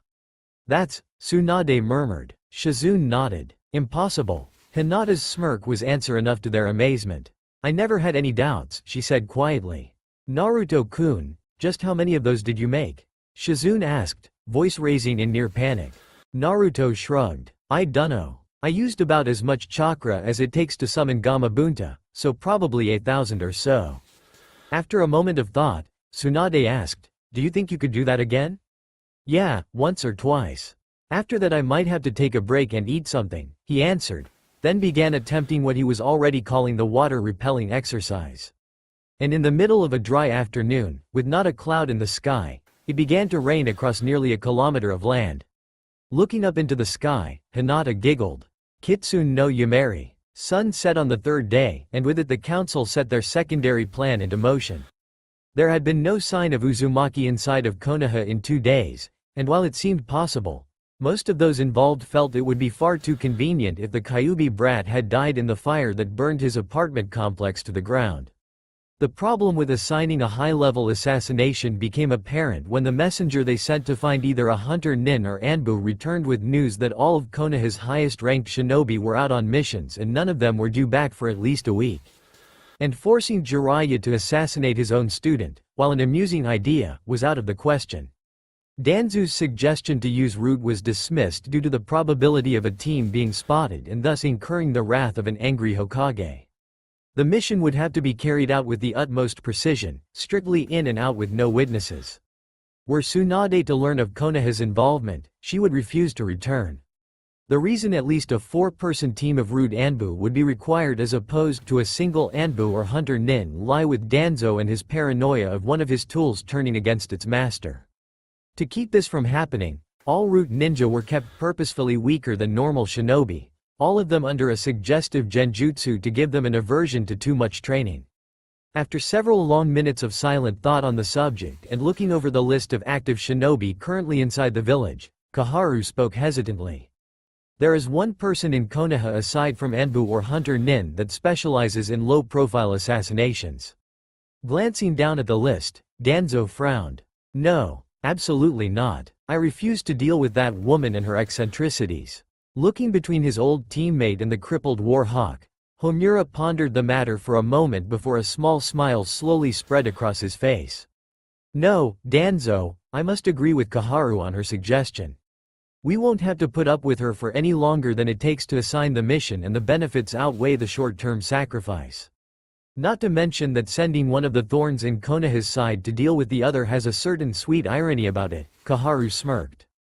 And as a bonus, if she fails and the Kyuubi brat kills her, nothing of value to us is lost. It's a nearly perfect win-win scenario. The only way it could get any better would be if they both managed to kill each other. Giving the idea a moment of consideration, Danzo nodded slowly, accepting their points as an idea occurred to him. And if they do not, then we can take advantage of the other's weakened state and finish the job, he said. Looking towards the messenger, who was a Root Anbu himself, he nodded. Summon her. When she leaves, shadow her. Do not let her become aware of your presence. Should she fail to kill the Kyuubi brat, finish the job. And should she succeed, eliminate her. Hi, Danzo-sama, the messenger saluted, disappearing in a cloud of smoke to complete his assigned task. Nearly 15 minutes later, a kunoichi of medium height pushed open the door to the council chamber, her open brown trench coat showing more skin than was acceptable by most standards through her fishnet armor bodysuit. Her dark violet hair was pulled back into a spiked ponytail, and as her lips pulled the last ball of dango off the stick she'd brought in with her, she flicked it in the general direction of Danzo. "You had better have a damn good excuse for pulling me away from my meal," she growled. "Mitarashi Anko," Koharu snapped, cutting Danzo off before he lost his temper. "We have a mission for you." "What sort of mission?" "Assassination," answered Homura. "Who's the target?" she asked, somewhat more interested. Assassination missions were always fun, like her own personal game of hide and go kill someone. "Uzumaki Naruto," Danzo answered, sliding a folder containing the boy's full profile across their table to Anko. Hearing that name, Anko raised an eyebrow. "So, this is it, huh? Guess they finally decided to get rid of the kid. Let's see where this goes," she thought. Outwardly, she showed no sign of her thoughts on the matter. "The Kyuubi brat she asked nonchalantly, opening the file and looking it over to see what they had to say about the boy. "Says here he made chunin," she mused aloud, trying to get a clearer picture of the situation. "Didn't think he was promoted after the last exam. He wasn't. Tsunade promoted him on her own authority without approval 2 days ago," Koharu pointed out. Reading further down, Anko found something that actually surprised her. "Released from the service of Konohagakure no Sato and Hai no Kuni and from all duties and obligations to the above," she read directly from the file. "What the hell?" Homura snorted. Tsunade's idea of a joke. Anko continued reading. "Pardoned for all crimes against Konohagakure no Sato and Hai no Kuni. So why the hell am I being sent out? Are these orders even legal?" Danzo frowned, shooting a dirty look towards Koharu and Homura, his expression screaming, "I told you so." "Yes, they are legal, and as you know, you may not refuse a mission. As for why we are ordering this, that is on a need-to-know basis." Yeah, and I don't need to know. "Fucking blowhard," she said, mumbling the last part just loud enough for all three of them to hear. "Fine. As long as the pay's good, I'm in. But just so you know, I'm doing this under protest. I want that on the record, too." Koharu nodded in exasperation. "It will be noted. Now, I believe you have a mission to carry out. While we understand that it may take some time to track the target down, we request this mission be carried out with utmost haste. Also, the target's companions must not become aware of your presence. I warn you, there is a high probability that there is a Hyuga with them." Anko nodded. "That makes tracking them easier, and I know how to deal with Hyuga, so it won't be a problem." That said, she left the council chamber, slamming the door behind her. Danzo groaned, sinking deeper into his seat and bringing his single arm up to rub at his temples in an attempt at warding away his impending headache. "Gods, I hate that woman." Anko finished packing what she felt she would need for this mission and sealed it all into a scroll, which she then pocketed. Pulling a laminated map book of the elemental nations down from a shelf, she sat down at her kitchen table and thumbed through its pages until she found the overall map for Fire Country. If I'm right, counting today, it's been 2-3 days tops. They could have crossed any of our borders by now if they were moving fast, but with the kid with them I doubt they're hauling ass.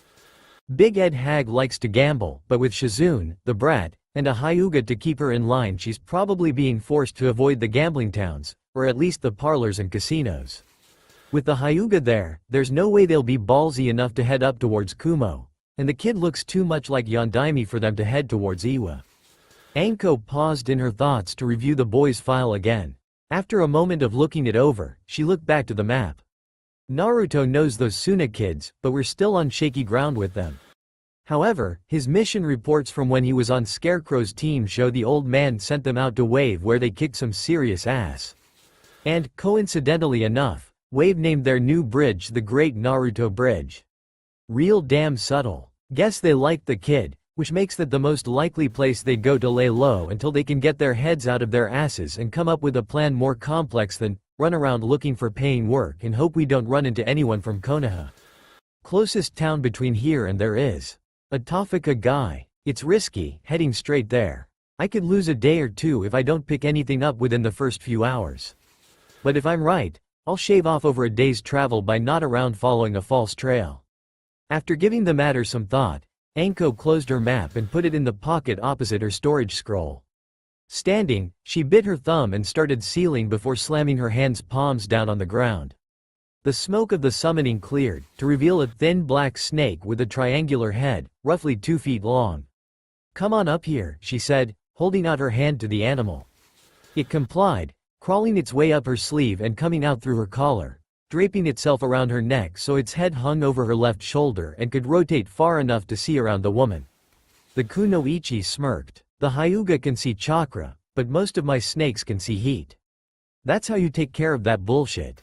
Well, let's go, she said, receiving a nod in answer as she left her apartment and made her way into the administration tower. She was stopped at the doors to the Hokage's office. Sorry Mitarashi, we think there was a bit of theft recently. Somebody made off with half our funds from the treasury and the entire contents of the Hokage's personal library. We found what looked like an official document signed and stamped by Hokage-sama releasing the items and money to herself, but without her here to verify it we cannot be sure. Anko nodded. Whatever, just let me in. I'm on official business. I need to get some sense. You can watch if you want. While the Chunin guard did not know her personally, he did know enough of her reputation to know that if she were there on official business, and it required getting a scent, then she was probably assigned to an assassination mission. Sure, he agreed, opening the door for her and stepping inside with her. Do your thing, Anko told her summon. After several minutes of walking around the office and letting the animal inspect the area, it turned its head towards her. Several cents, it said, its voice surprisingly clear and, for lack of a better term, normal sounding. It did not have the hissing lisp most people would associate with a snake if it could talk. Too strong, it continued. Both female. One old, one young. The old one likes sake, and napping in the office. Tsunade, Anko nodded. The younger one smells of domesticated swine. Does she have a pet pig? Yeah, Anko confirmed. That'd be Shizune. Anything else stand out? The snake nodded, its tongue flicking out to taste the air occasionally. Many newer scents, but only a few stand out. A man of 2 cents, he smells strongly of dog. Kakashi, sounds like. You might be getting the second scent off his Sharingan. Ignore him. Tongue flicking out again, it continued. An older man, as old as the sake woman. Likes his sake too. Smells of toads, women, and paper. Jiraiya, ignore it. But you're looking for someone else that probably smells of toad. A boy, young, smells faintly of toad and strongly of fox. The Kyuubi child? It asked, its tone somewhat more respectful referring to the fox's container.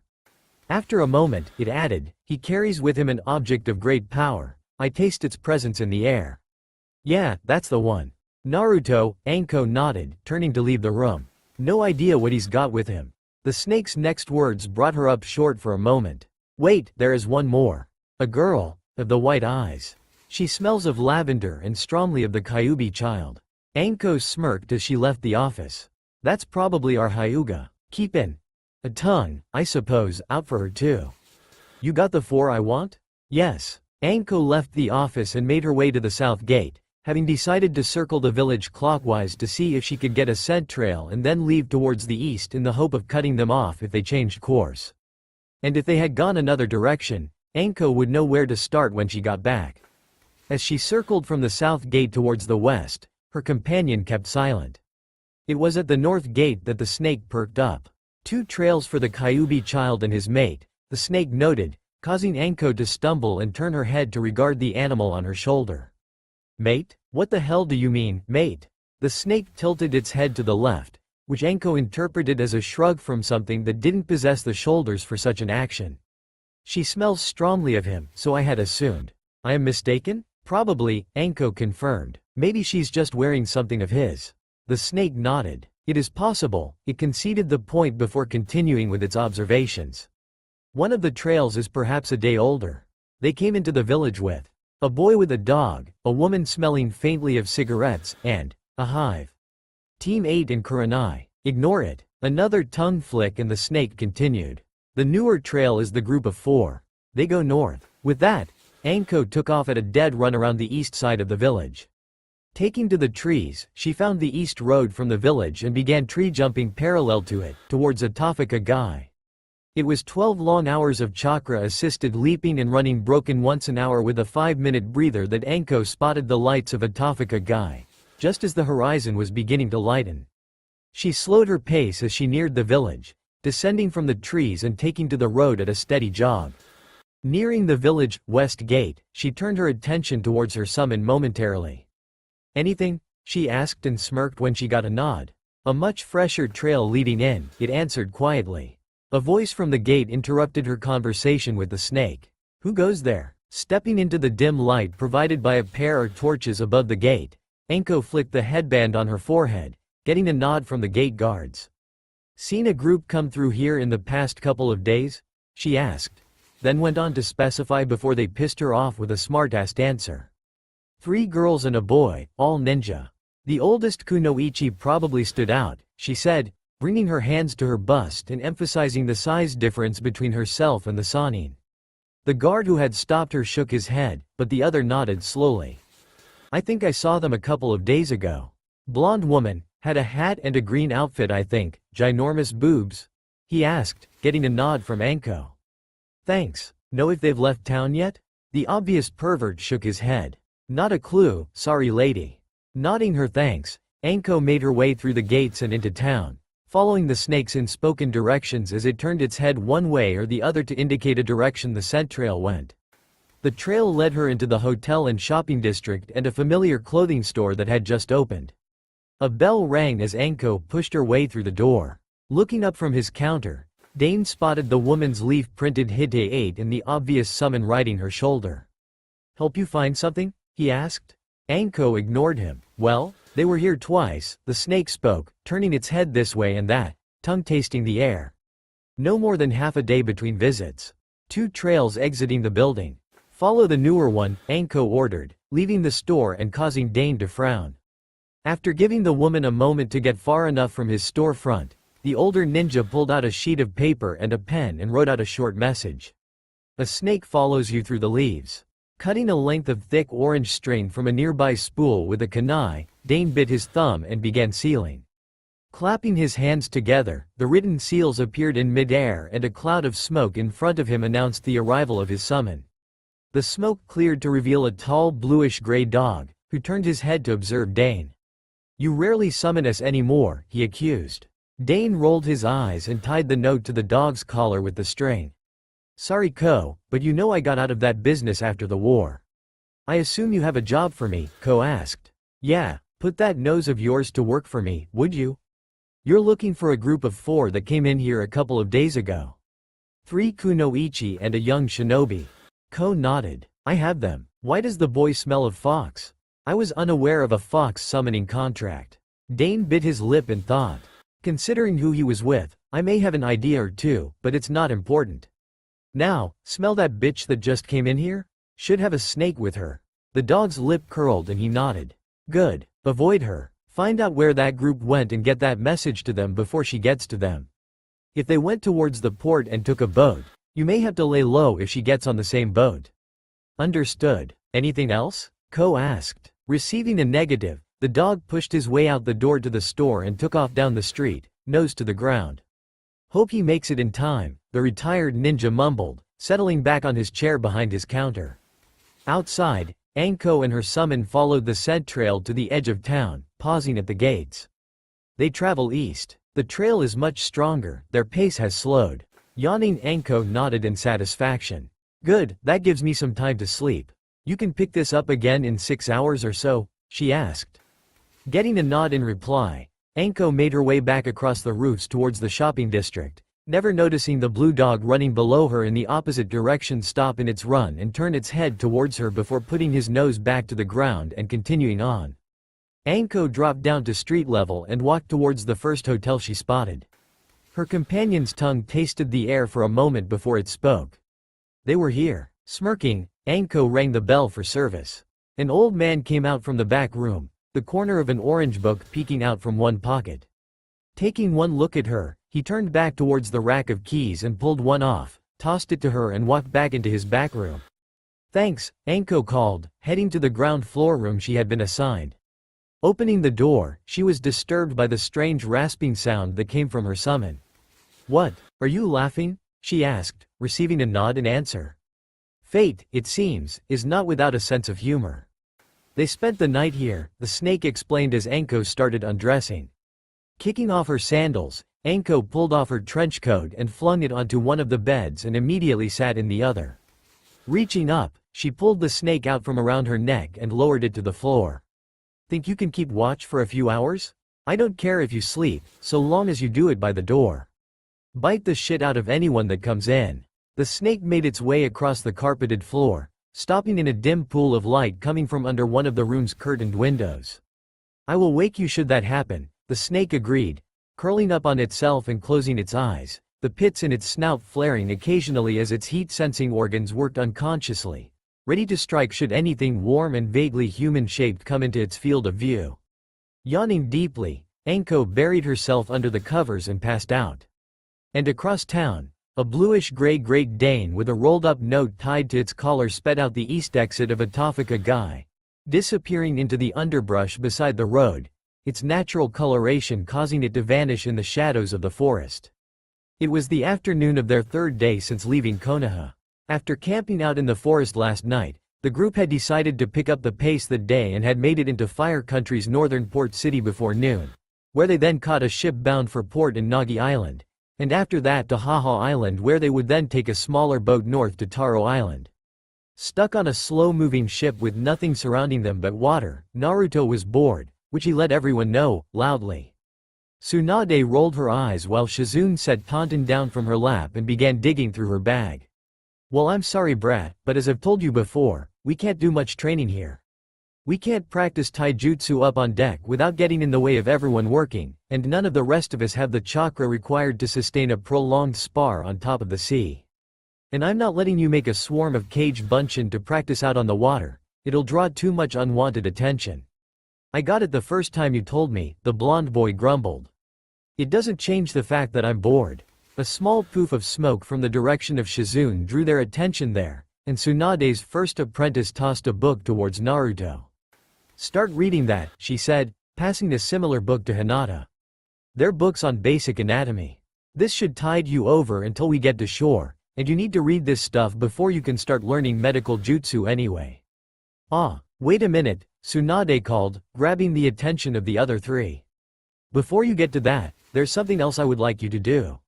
I should have done this as soon as you accepted my offer of apprenticeship, but with everything going on it slipped my mind.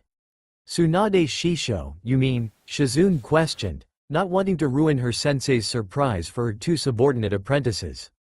Tsunade nodded, biting her thumb and sealing.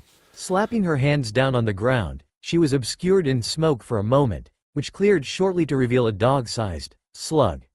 A slug holding a large scroll wrapped in one of its eye stalks. I present to you the slug summoning contract. Hinata gasped. Summoning contracts, especially those of the Sannin, were one of the most valuable tools in a ninja's arsenal. Naruto was less than impressed. It's a slug, he deadpanned, taking the shocked looks and silence of the three kunoichi as an invitation to continue. He did so. Besides, I've already got a contract with the Toads. Is it even possible to have more than one contract? Yes Naruto, it is, Shizune answered. Some people have as many as 3 or 4. And despite their appearance, the slug contract is a very useful one to have. Really? Naruto asked, warming up to the idea. If it didn't mean giving up his contract with the Toads, then having another summoning contract, even something as ugly as slugs, would be useful. How so? Shizune nodded. Well, there are a lot of them, and they can get pretty large. And Shizune shot a frantic glance at her mentor, for once completely at a loss for how to answer the boy's questions. Tsunade shot her first apprentice a dirty look. You aren't helping my case, apprentice, Tsunade grumbled. Turning her attention back towards Naruto, she growled out, and you? You should be grateful I'm offering you the chance to sign a contract as exclusive as this. Well, I guess so, Naruto nodded. So long as it won't cancel my contract with the Toads, I'm fine with it. But you still haven't answered my question. Perhaps I should, Tsunade-sama? The slug holding the scroll suggested. Getting a nod from Tsunade, the creature turned its unoccupied eye stalk towards Naruto. I am sure you have seen Tsunade-sama summon and use this before, so you know that along with the Toads, we are most useful against those holding the snake summoning contract. Slugs have a variety of uses in the field. We can be used to transport the wounded, we are somewhat more resilient against physical damage, and we have a variety of attacks such as spitting acid. Acid huh? Naruto asked. Sure, I'm in. The slug lowered its eye stalk and handed the scroll to Tsunade, who opened it and held it out towards her new apprentices.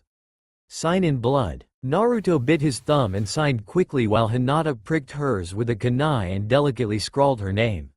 Tsunade rolled the scroll up and handed it back to the slug, who then disappeared in another small cloud of smoke. So how do I know which I'm summoning? Naruto asked, showing a surprising amount of insight and restraint by asking first instead of just attempting the jutsu. Shizune looked clueless, though Tsunade had some idea of how the process was supposed to go. I think that to summon a specific species, if you have more than one contract, you concentrate on calling just that species. If you verbalize the jutsu, use their name. It's the way Jiraiya summons when he wants a specific toad most of the time. So then Namakuji and Gama Kuchiyose no jutsu? The blonde asked. Getting a nod, he bit his thumb but was stopped before he could begin sealing. Wait a second, Naruto, Shizune interrupted before turning towards Hinata. Do you know the seals? She asked, and seeing Hinata shake her head, told Naruto, go slow so she can watch, and call them out as you do them. Naruto nodded and did so, biting his thumb again as it had long since stopped bleeding. Slapping his hands down on the deck beneath him, he pumped about as much chakra as he used to call Gamakichi into the jutsu. A small cloud of smoke erupted in front of the boy, and when it cleared there sat a small slug in front of them. Congratulations, it said, waving an ice stock towards the boy. Hey, thanks, the boy said, rubbing the back of his head in embarrassment. A moment later, he bit his thumb and performed the jutsu again, this time summoning a toad. Nodding to himself, he looked them both over for a moment before grinning and biting his thumb again. Slapping his hands down on the deck produced another cloud of smoke, along with both another toad and a slug. Cool, he shouted, gaining astonished looks from those around him. Both of the summons were about half the size of the ones he had summoned before, but he had been expecting that since he had used the same amount of chakra that he'd used the first 2 times. Thanks guys, you can go, he said, waving to the summons who seemed to collectively shrug before vanishing in a larger cloud of smoke. Once the trio of Kunoichi got over their shock, Tsunade shot Hinata a grin. Your turn, Hinata-chan. Keep in mind that Naruto has been doing this for a while, so it's okay if you don't get it the first time. It takes a while to get a feel for the amount of chakra needed to summon each size, class or age of creature. Nodding, Hinata pricked her thumb with her kunai again and started sealing. She performed all of the seals correctly and slapped her hands down onto the deck as Naruto and Tsunade had done before her. A very small cloud of smoke announced the arrival of a summon. When it cleared, a slug slightly larger than an average garden slug turned its tiny eye stalks to observe its summoner. Hinata frowned, wondering if she'd performed the jutsu incorrectly. And as she had come to expect of him, Naruto threw off her self-doubts the same way he always did. Wow, that's great, Hinata-chan, he laughed, picking the small slug up. I didn't get anything the first day I tried, and I was stuck summoning tadpoles for nearly a week. Seeing that it didn't seem to be needed any longer, the slug disappeared from the boy's hand in a poof of smoke. Well done, Hinata-chan, Tsunade congratulated at the same time as Shizune. Why don't you work on that for a while before starting on the anatomy stuff, she suggested. I've got a better idea, Shizune grinned, looking between Hinata and Naruto. Even with his initial disadvantage, Naruto-kun is going to quickly surpass you as long as he keeps using Kage Bunshin to learn. So, I have a proposition. How about we share techniques? Naruto, you can teach Hinata Kage Bunshin and share what you know about it with us, since you have the most experience with it. Hinata, you could help him with his chakra control exercises and help us to better understand the Byakugan and the Hyuga style. Eventually, your father is going to send someone for you, and when he does we should be ready for it. Well, what do you say? The pair gave the idea a moment of thought before Naruto shrugged. Sure, I don't mind helping Hinata-chan out, and I really could use the help with my chakra control. I could teach you the Rasengan, but I don't know if I'm supposed to or not. We'll worry about that one later, Tsunade assured. I would love to help Naruto-kun any way I can. Hinata agreed after assuring herself that the boy wasn't simply humoring her. Naruto grinned, bringing his hands up and preparing to seal. Ready? He asked. Getting a nod from her, he slowly moved his fingers into the correct positions for each seal, finishing on the familiar cross seal. Anyo, I thought Kage Bunshin only required one seal? Hinata asked as she and Naruto continued practicing. The blonde shook his head. Nope, I just got tired of using so many at once. You know how to complete jutsu with less seals? Shizune asked. Naruto nodded, then grinned at Hinata. You slipped, he said, pointing out her incorrect seal. Sorry. Tsunade, following along with the lines of thought of the other two kunoichi asked. When did you figure out how to do this? Naruto shrugged her question off, nearly sending him falling to the side as the ship hit a particularly large wave. I dunno. What's the big deal about it anyway? Naruto-kun, Hinata murmured, drawing his attention back to her. That's a Jonin-level skill, she pointed out, voicing the thoughts of the other two. Shizune, as was becoming her habit, decided to elaborate. Sealless, or partially sealed jutsu is a high-level technique that takes years to master normally. About the only people I've ever heard of learning it that early are Yondaime, Kakashi, and Itachi. Scratching the back of his head in embarrassment, Naruto laughed. Kage Bunshin is supposed to be Jonin level 2, but I do that all the time. I was just being lazy when I did that, I didn't think it was something important. Tsunade sighed. Naruto, nearly every innovation or invention made since the dawn of man has been due, either directly or indirectly, to laziness. Tools, the wheel, eating utensils, you name it, and you can probably think of a way to attribute it to saving time, making something easier, or saving someone from doing a more labor or time-intensive task if they did not have the tool or technique for the job. The next time you decide to be lazy and come up with something like this, let us know, okay? It was after dark when a large bluish-gray and black Great Dane sauntered tiredly into Fire Country's northern port city. Following the scent trail, Ko padded down the roads towards the docks. The scent trail he'd followed stopped at the side of one of the longer piers and he huffed, turning back towards the town. A flashing neon sign a short distance away drew his attention to a dockside bar for sailors, called the Bad Fox. The dog smirked and loped lazily around to the back door. Bringing a paw up, he scratched at the door and whined pitifully. He repeated this for a few moments before a pretty young girl opened the door and looked down, going instantly starry-eyed and nearly squealing in excitement at the cute doggy. She shot a quick look back into the kitchen and winked at the dog, disappearing for a moment before returning with a pan of fried hamburger and a bowl filled with water, which she placed off to the side of the door.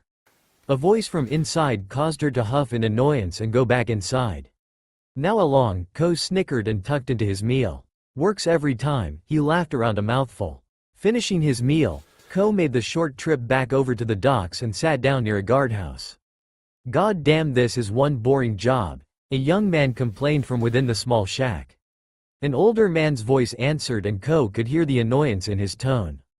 Just stay alert. Word has it, ships have been running afoul of trouble in the south.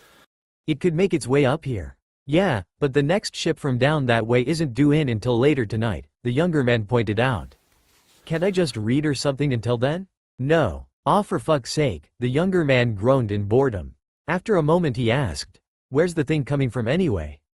The older hand sighed, coming to the realization that he would not be enjoying a nice, quiet night of doing nothing and getting paid for it. Sea country. That's where the trouble is. Comes up from there to Nagi Island, then it'll berth here, resupply, and be out again on the same route in the morning. If you're bitching about this job, just be thankful you don't have to do that one. Hey, you too. A woman's voice called, startling Ko but not causing him to draw attention to himself. Whoever this woman was, she'd managed to sneak up on him, which did not bode well. A familiar scent drifted to his nose and Ko knew his luck had just run down the shitter. I've got a couple of questions for you, Anko called, less loudly now that she was closer and had their attention. Yeah, what the hell do you want, lady? The younger guard asked, only to get slapped on the back of the head by the older man. The old guard sighed, shaking his head. Kids these days got no respect and no damn common sense. I'm sorry about him, miss. What would you ask of an old guard and a young guard? Have you seen a group of 4 ninja leaving by this port in the last day or so? She asked. 3 kunoichi and a young shinobi. A misproportioned blonde, a black-haired woman with a pet pig, a mousy little violet-haired girl, and a loudmouthed brat with blonde hair and wearing lots of orange? Nope, can't say that I have. Sorry. If they left through here, it was before our shift. I think I'd remember that group if I had seen them passing through, the older guard answered. Sighing in frustration, Anko nodded. Okay. Then can you tell me where the ship leaving from that berth was headed? She asked, pointing to the same pier Ko had followed the scents down a short while ago. Checking his books, the older guard nodded.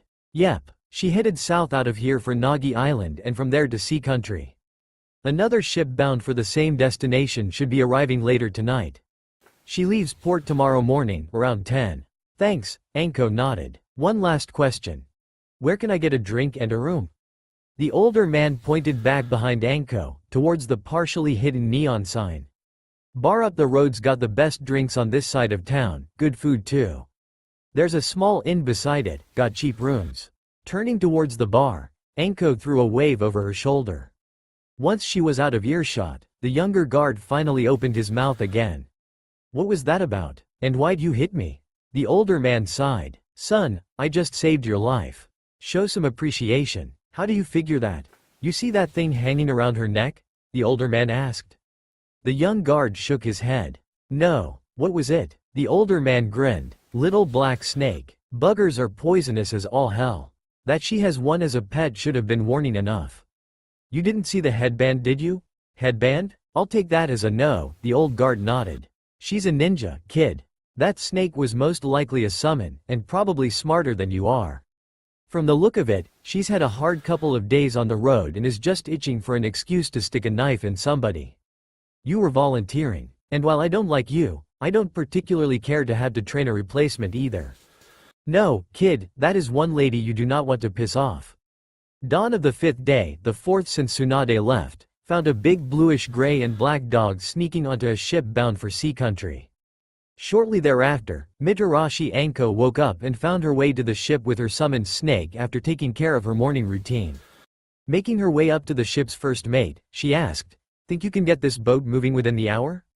Turning to regard the woman, the first mate raised an eyebrow at her Hite-8 and the snake around her neck. "We'll have to talk to the captain, ma'am." "That's fine," Anko agreed, following him. They found the captain inside the navigation room, looking over his charts. He turned to regard the two who had interrupted him and shifted his attention to the kunoichi when his XO nodded his head in her direction. "She wants to know if we can cast off early, Captain." Glancing back at his charts for a moment, the old captain gave the matter some thought before replying. "Well, this is a cargo ship, not a passenger liner. Our cargo has already been loaded into the hold and all of the crew are aboard. We could radio in and apprise the dock of our early departure. However, there have been several rumors of cargo ships such as this one going down between Taro and Haha Islands and in the general vicinity." "Just how far south are you going?" Anko grinned. "Are you based out of Sea Country?" she asked, getting a nod in reply. "Which island?" "Taro," the captain answered. "Then that's where I'm going." The captain nodded. "I see. With a ninja aboard, we shouldn't have too much trouble if we come across someone or something unsavory. In return for your services, I will gladly cast off early. Smith, inform the crew to make ready to set sail. Have the radio room contact the port authority and advise them of our change in schedule. I want us on open water within the hour." "Yes, sir," Smith saluted, going about his assigned task. "Now, young lady," the captain smiled, rolling his nautical map up and putting it away, motioning for Anko to follow. "It has been a long time since I have enjoyed a pleasant conversation with an attractive young woman. And even in fair winds, it is a 6-say run to Sea Country. Tell me, do you play shogi by any chance?" Anko shrugged. "I do, but I'm not great at it. By the way, I didn't catch your name." "Nor I, yours," the captain pointed out. "You may call me Alexander. And as to the question of your skill, well, to tell you the truth I am not very good either," he grinned, opening the door to his quarters and waving Anko towards a table in the center of the room. "Tea? Coffee?" "Tea, please. And the name's Anko. Tell me, do you have a rat problem on this ship?" she asked, seemingly randomly. The captain pondered the question for a moment before giving a slow nod. "There are some, yes, but not so many as to cause problems." "Good," Anko smirked, kneeling and lowering her left hand to the ground. Captain Alexander watched in fascination as a 2-foot-long black snake with a triangular head emerged quickly from Anko's sleeve and turned to face her. "Go eat and have fun. Come find me tomorrow morning," she told it. After a moment, she added, "and don't kill anyone." The snake seemed to almost frown for a moment. Very well, it agreed before turning and slithering down the corridor. A summoned snake, I take it, Alexander surmised, getting a nod from Anko, who had stood by now. He turned to address the seaman stationed at his door to attend to him during the day. Seaman Rowe, would you be so kind as to fetch the lady and myself a pot of tea? Green, I think, he ordered. Once the seaman had left his post, Alexander motioned towards one of the chairs at his table and moved to a shelf, pulling out a magnetic shogi set, which he placed on the table before sitting himself. How about a game, my dear? Studying the board for a moment, Anko moved one of her pieces laterally. Tell me more about this trouble you've been having in sea country. Rumor has it, Captain Alexander stated slowly, contemplating his move before moving a piece forward, that a sea monster has started hunting along the shipping routes. It had been 6.5 days since Team Hokage had boarded the ship from Fire Country's northern port bound for sea country. By that time, even Hinata was getting a bit cranky. When one of the crew came by their quarters and announced that they would be making port within the hour, the four ninja cheered. It was when Shizune pulled out the mission scroll again that they became slightly less exuberant. Frowning down at the scroll, Shizune pulled out a small map and checked it for a moment before groaning. The mission statement says the contract is for the Taro Island of Sea Country. Isn't that where we're going? Naruto asked, his hopes of getting off the boat quickly crashing down around his ears. No, Naruto-kun, we are traveling to Haha, Hinata answered, sitting up from where she'd been laying down away from the window studying the medical text Shizune had given her. During the time they had been at sea, Hinata had learned how to summon and how to perform Naruto's signature jutsu, the Cage Bunshin. Only being comfortable with creating a single clone at the moment, Hinata had still been able to use the technique to double her learning speed by having the shadow clone read from Naruto's Book of Human Anatomy over his shoulder. Having a similar clone of the blonde reading over her own shoulder in her book on advanced biology most of the time, Hinata had found herself slowly acclimating to the boy's presence due to constant exposure to him at close proximity. She no longer blushed every time he spoke to her and her stutter was slowly disappearing. Every now and then, she would slip back into her old habits, but Tsunade was hopeful that within a year the girl would be a changed woman. We'll have to take a boat up from Haha to Taro, I suppose, Tsunade grumbled, wondering where her sake had gotten to. She had been unable to find any of her stash since leaving Konoha, and through some odd twist of events she had been too pressed for time or distracted by her new apprentices to go for a drink. And now that she was aboard a ship in the middle of the sea with nothing to do but lay on her ass and read or teach unless she wanted to draw undue attention to her team, Tsunade was starting to really feel this prolonged dry spell.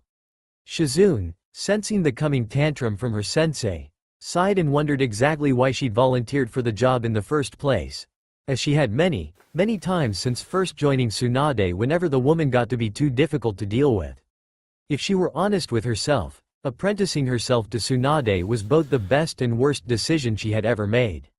Sure, she was learning how to save lives and would one day probably become a legendary medic nin in her own right.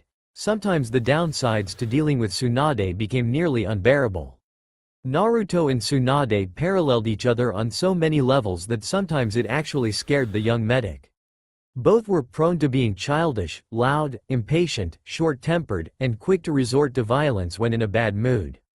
And while the blonde boy had mellowed out just enough to be noticeable, due to Hinata's presence, Shizune assumed, Tsunade had steadily reverted back into her old ways once she got over the initial rush of leaving Konoha behind, and Shizune's attempt at cutting the older woman off from her sake started taking its toll. Tucking away the mission scroll, Shizune went back to studying from a much larger scroll laid out in front of herself and her sensei. While Naruto and Hinata had studied the basics of anatomy, Tsunade and Shizune had been slowly going through the scroll of forbidden seals.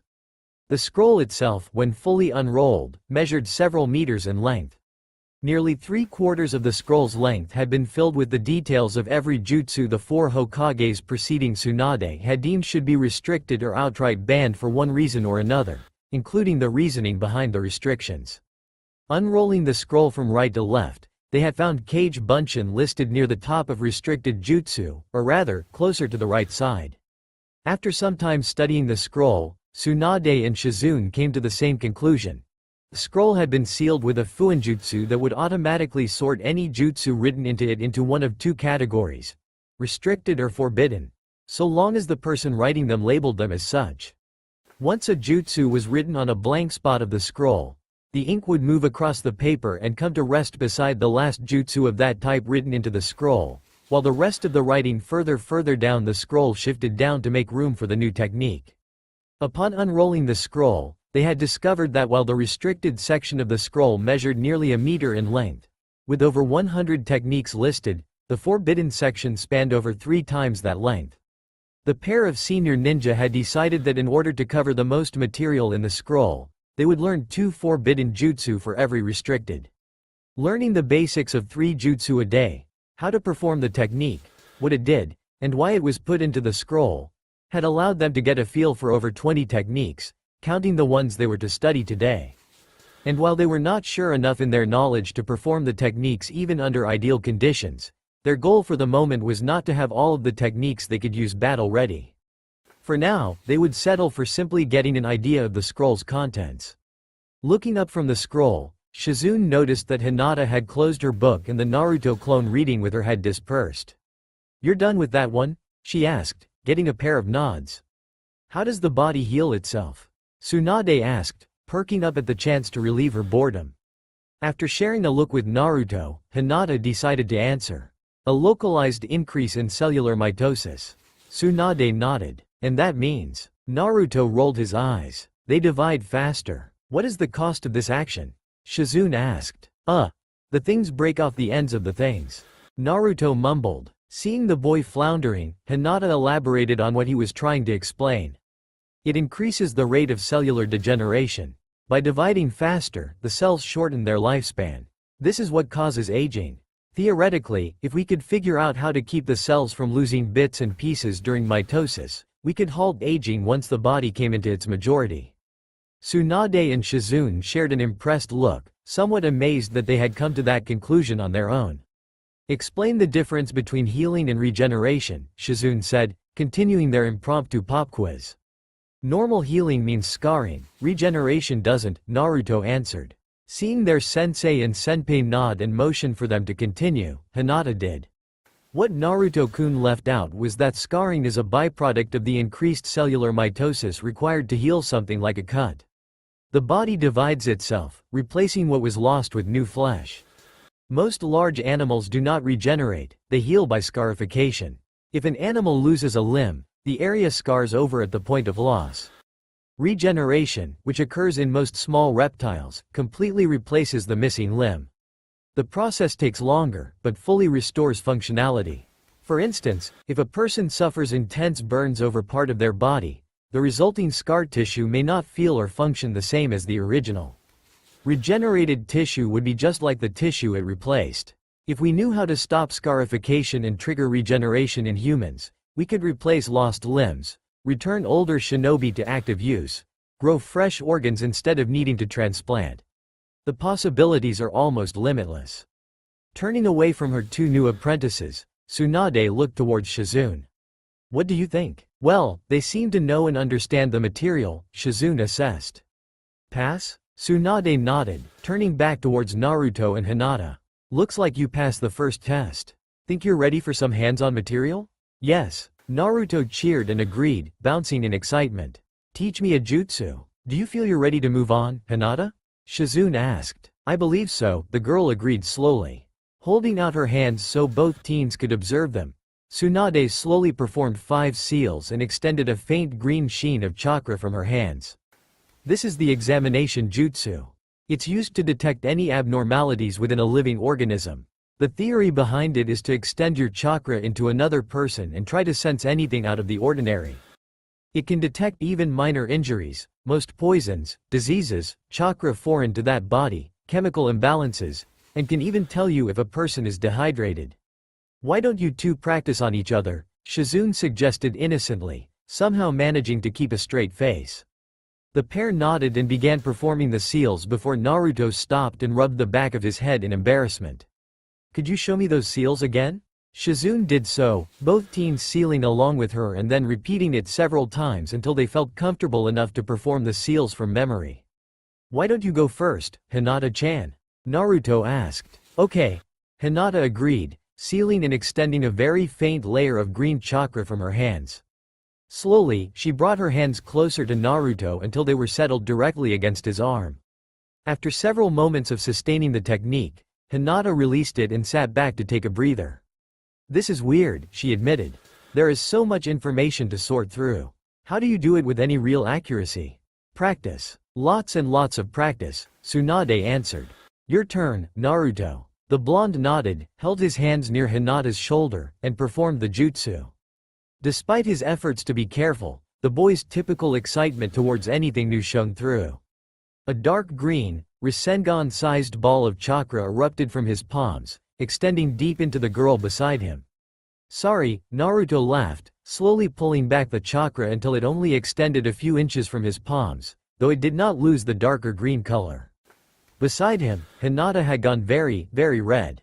Due to her training to learn Jukin, she was even more sensitive to her own chakra and invading chakra than normal ninja aside from Hyuga. The chakra flowing from the blonde into her arm made her feel very warm and sent a pleasant tingle through her entire body. Naruto-kun's chakra is inside me, she realized, a small choking sound escaping from her throat as she fell back on old habits and promptly passed out. Beside her, Naruto stopped the jutsu and grinned in embarrassment. I guess I used too much chakra or something, he mumbled, blushing at the giggles Tsunade and Shizune were having over his misfortune, though he was sure there was more to their amusement than his simple screw-up. After getting herself back under control, Shizune grinned at the boy. I'm pretty sure that wasn't it, Naruto-kun.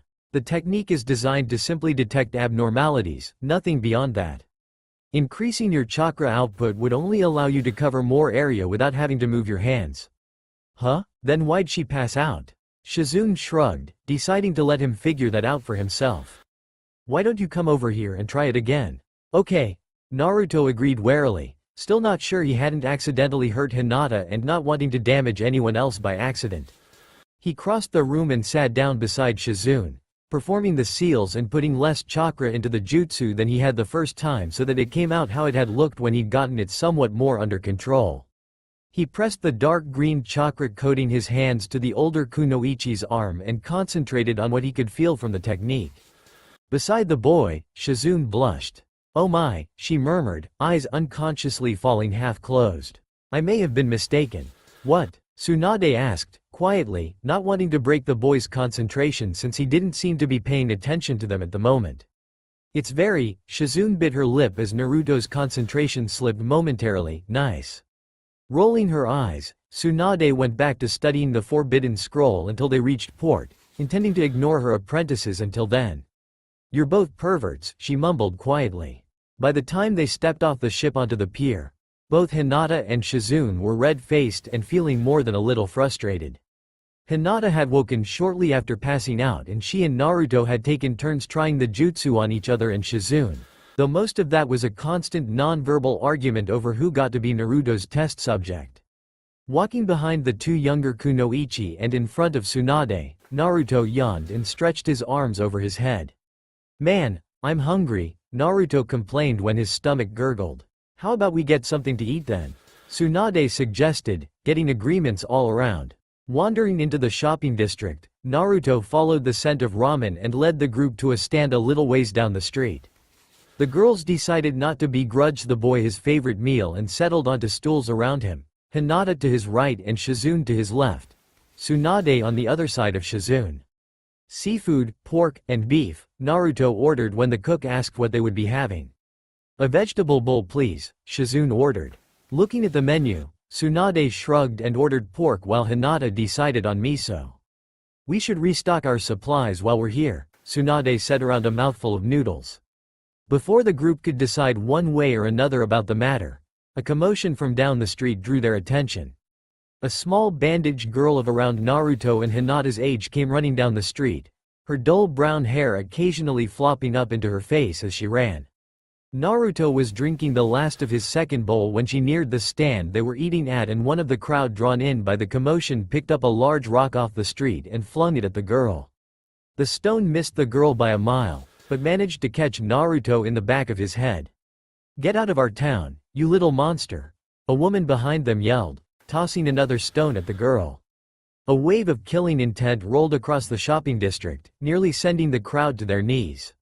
No one even saw the orange-clad blonde move. One moment he had been placing his ramen bowl down, and in the next, there was a flash of red and the boy stood in front of the girl, who had stopped running, with his hand outstretched and his fist clenched around the stone the woman across the street had thrown. The crowd couldn't help but notice that the boy's eyes were red and slitted as he shot them a glare. The killing intent that had nearly felled them quickly dissipated. "Knock it off. What did she ever do to you jerks to deserve this kind of treatment?" he asked, voice carrying clearly over the street. Everyone there saw the Hite-8 covering his forehead and the three kunoichi who had moved into defensive positions around the girl and the orange-clad blonde. The crowd quickly began to thin, the troublemakers deciding that hurting the girl wasn't worth dealing with a ninja. None of the ninja noticed a pair of observers slowly retreat into the dissipating crowd. "Sorry about that," Naruto grinned, turning around to address the girl he'd helped and idly tossing the stone he'd caught over his shoulder. It bounced off the wall of the building behind him and smacked the man who had thrown the first stone in the face, sending him to the ground. Holding out his hand to help the girl up from where she'd fallen to the street, he said, "I'm Naruto. What's your name?" Looking up into his now blue eyes that seemed to radiate mischief, the girl took his hand and allowed him to pull her to her feet. "Isaribi, have you had lunch yet, Isaribi-san?" Hinata asked quietly. Isaribi shook her head. "Not yet, no, Tsunade rolled her eyes. "You'll have to forgive the loudmouth, he can be a bit absent-minded at times," she said before gesturing towards Shizune and Hinata. "These are my apprentices, Shizune and Hinata. Naruto already saw fit to introduce himself, and my name is Tsunade." Nodding, a scent caught the girl's nose and they turned towards Naruto's untouched bowl on the stand's counter. Is that seafood ramen?" "Yup," the boy grinned. "May I?" Isaribi asked, and getting a nod, she sat down and placed her bag on the counter before digging into the ramen. Nearly finished, she glanced up at the clock mounted on the wall facing the stools and nearly choked on her lunch. "Ah crap, I'm going to miss the boat to Taro," she yelled, jumping up and grabbing her bag again. Turning around, she bowed to the four ninjas still standing behind her. "Thanks for lunch, I've got to go." "Wait, we'll go with you," Shizune called as the group followed the girl. "We're going to Taro anyway." Isaribi nodded. They led the way to the boat bound for Taro, the crowd letting her pass when they saw she had an escort. They boarded the boat and shortly after, it cast off its lines and began the trip up to Taro. Seeing as it was only a few-hour ride to the island, the group decided to sit out on deck in the sun. Once things had settled down and they were underway, Isaribi turned her attention back towards her benefactors. "Who are you people anyway? Are you ninja?" The three kunoichi nodded and Naruto thumped his Hite-8. "Yeah, we're all ninja." The girl looked skeptical. "I don't know. Sure, you move like ninja, but that's no symbol for a village I've ever seen before." "Oh?" Tsunade asked, "and just how many have you seen?" Thinking on it for a moment, Isaribi asked, "Should I cut the damaged ones?" "Damaged?" Hinata asked. The girl nodded. "Yeah, they looked like someone had scratched a line through them. I see lots of those around here. They come and go, but they never really bother anyone. If I count those, I've seen at least 7 different designs. And I've never seen that one before." "So what village are you from?" "You wouldn't have seen it before, because it's new," Shizune explained. "Originally, we're all from Konoha. Some things happened and Tsunade Shisho decided she was tired of being Hokage to a village that would treat her family like crap. So we left." "Konoha?" Isaribi asked, a recent memory attached to that name coming to mind. "Wasn't your home attacked recently by those guys with the music note headbands I've been seeing a lot of lately?" That caught the group's attention. "How many and where?" Tsunade asked, sitting upright. Isaribi shrugged. "A dozen or so at most. They stay mostly on Kakajima, the small island to the south of Haha. Have you seen a guy about our age with black hair and a jacket with red and white fans on his back?"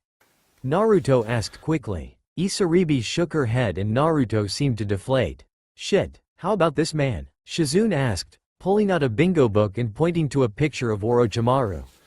Isaribi again shook her head. "No, I'm sorry. It's okay," Tsunade assured the girl. "It just means we won't have to deal with Orochimaru, which is a good thing. I doubt we could handle him now, even with Jiraiya's help." So if you aren't here for him, why are you here? Isaribi asked, looking out over the sea. Taro Island had come into sight and they would be there within the hour. We've got a mission, Naruto grinned, Hinata nodding in agreement. Yeah? What kind of mission? Well, Shizune said, pulling out the mission scroll and reviewing it again. Konoha was hired to investigate the rumors of a sea monster in the area. We sort of stole the mission, she grinned. I see, Isaribi said, beginning to look ill. I have to go to the bathroom, she groaned, standing and running towards the rear of the ship. Guess she gets seasick easy, Naruto shrugged, getting skeptical looks from the three kunoichi. At that moment, the ship shuddered and the constant vibration from the single engine ceased, smoke billowing up from the stern. What the hell is it now? A pair of ninja in sound Hite 8 leapt out of the engine room entrance in front of Team Hokage, the one in the lead pulling out a kunai as he spotted the group. Out of our way! He yelled, his arm extending unnaturally and swinging the weapon in a wide arc, clearing a path for himself and his teammate. At the end of its arc, the blunt end of the kunai caught Naruto in the side of his head, sending him into unconsciousness and flinging him over the side while the pair of Auto Nin jumped from the boat on the opposite side. They faintly heard the sound of a fourth body hitting the water near the stern of the ship as they ran over to the side Naruto had disappeared over, Shizune and Tsunade leaping over the railing and landing on the water's surface while Hinata scanned the area with her Byakugan. Where is he? Tsunade called up as Hinata jumped over to join them on the water. I don't know. I don't see him anywhere, Hinata answered, and the older kunoichi could hear the panic in her voice. After nearly an hour of circling the ship in search of their blonde companion, the group climbed back aboard as the crew got the sails up and got the ship back underway, albeit slowly. Okay, when we get to shore, we'll have the port authority send out a search party, Tsunade reasoned calmly, hoping that Naruto could last that long. But what if he, Hinata started, only to be cut off by Shizune. We can't think that way. He'll be fine, Shizune assured the smaller girl. He has to be, she said, more for her own benefit. It was well after dark that same day when the ship Anko was on pulled into port at Haha Island to unload. Finishing her game with Captain Alexander, she stood and stretched. I'm going to go scout around town for a while, maybe get a drink while you guys unload. Captain Alexander nodded. We should be no more than 3 hours unloading. Stepping from the captain's quarters, Anko stopped long enough to pick up her snake and made her way off the ship. Spotting the nearest bar, she wandered her way over to it while behind her, Ko slipped from the boat and made his way into town. After getting a bite to eat from the back door of the same bar Anko had slipped into, he followed the scent trail that stood out most to a ramen stand.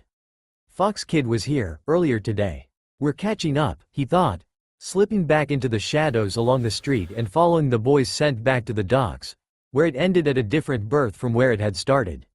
Hey, a voice called from down the dock, running towards an office near the dog as he slipped back out of the man's line of sight. The man who had yelled stopped in the door frame long enough to catch his breath before continuing. Taro's just sent out a SAR order. Apparently some idiot ninjas wrecked one of the ferries making runs between here and there and got into a scuffle with a bigger group of ninjas that were coming into Taro on the ferry. One of the ones that tried to catch the assholes got knocked overboard. The woman in the office took the clipboard with the message from Taro and read it over. 12-year-old shinobi male, blonde, wearing an orange jacket, she read the description aloud. Okay. I'll radio the other ships in the yard and let them know to have their crews keep an eye out for him, she said, closing the door to her office and dismissing the messenger. Beside the building, Ko went over the description and compared it to what he knew of the smells he'd been following. There were 4 scents, all of ninja, and of those only one was male, and a young boy at that. That has to be the Fox Kid.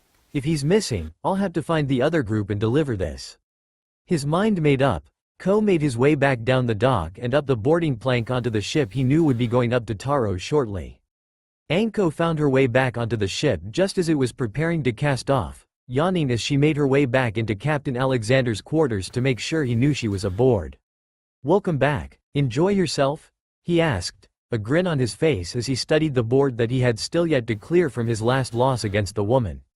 Seeing her nod, he relayed a bit of news he'd had brought to him a few moments ago. It seems that a search and rescue mission has been declared by Taro. A ninja boy fell overboard during a scuffle with a pair of ruffians that decided to cause trouble. Anko's eyes snapped open and her attention focused immediately. Description? She asked. All business? His interest piqued. Alexander relayed what he had been told. A young blonde-haired boy in orange. Fuck, Anko growled in frustration. You seem upset, Alexander deadpanned. Anko snorted. Only about my paycheck, she grumbled, storming out onto the deck and finding a spot to nap until they got into Taro. A few hours later, the ship pulled in and Anko jolted awake. Beside her, the captain smiled. I see you're awake. The woman nodded, stretching for a moment before standing. Thanks for letting me tag along. Alexander shook his head. No, it has been my pleasure. As I said at the outset of this voyage, it is few and far between that I get to enjoy conversation with a beautiful young woman. Flatterer, Anko accused. The old captain nodded. Guilty as charged. Anko turned to leave the ship when a flash of movement caught her eye. Do you keep a dog on this ship? She asked, worry beginning to set in. Alexander shook his head. No, we do not keep a dog aboard. Some of the crew had reported seeing a dog around below decks since you boarded, so I assumed it was yours. Shit, no, it's not mine, Anko denied. I've got to go before that damn mud ruins everything, she called over her shoulder as she took off from the ship and into town. We had a fucking nindog aboard and I didn't even notice? What the hell? Silently berating herself, Anko decided to go with her initial plan of searching for the brat first, and so took off into the trees over the beach and began to circle the island. And in another part of town, Ko snickered to himself at the woman's frustration as he followed the scent trail to a hotel. Finding the door the trail stopped at, he scratched at the bottom of the door and waited. A moment later, a small lavender-haired girl opened the door and smiled down at him. Her eyes were red-rimmed and Ko could smell the tears from here. Brushing past her, he slipped into the room and sat down facing Tsunade, who turned her attention towards him. What? Ko tilted his head to the side, showing them the rolled-up letter. A message from Dane, he answered bluntly. Taking the message from the summoned dog, Shizune unrolled it and read it. Rereading the short missive, she frowned and handed it to her sensei. Anko, Tsunade nodded. Sounds like the council sent her here for Naruto. The snake woman is after the fox child? Ko asked. Tsunade nodded. Wait, you've seen her? Shizune asked, then thought to ask, and how did you know that? Ko rolled his eyes. Yes, she is on the island now. Due to some odd twists of fate, she and I boarded the same ship.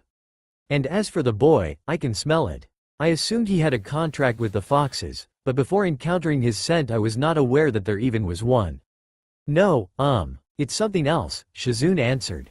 Dane said as much before I left. The dog nodded. Hinata spoke up for the first time since they had entered port. You tracked us here. Do you think you could find him? She asked, hope evident in her voice. Ko nodded. I can, but I wouldn't know where to start since I know he fell overboard. Besides, that woman is out there looking for him now and I doubt you'd want to cross her path in the forest at night. Tsunade sighed, nodding her agreement. He's right. Anko is a handful during the day. Trying to take her on at night is just asking for trouble. We'd be better off getting some rest and starting out in the morning. But if she finds him? Shizune nodded. We know. But she probably started searching along the beach, and it's a pretty big island. It'll take her at least 12 hours to find him using any search pattern, so long as she doesn't just stumble onto him. And that's assuming he did wash up here or even made it to shore yet.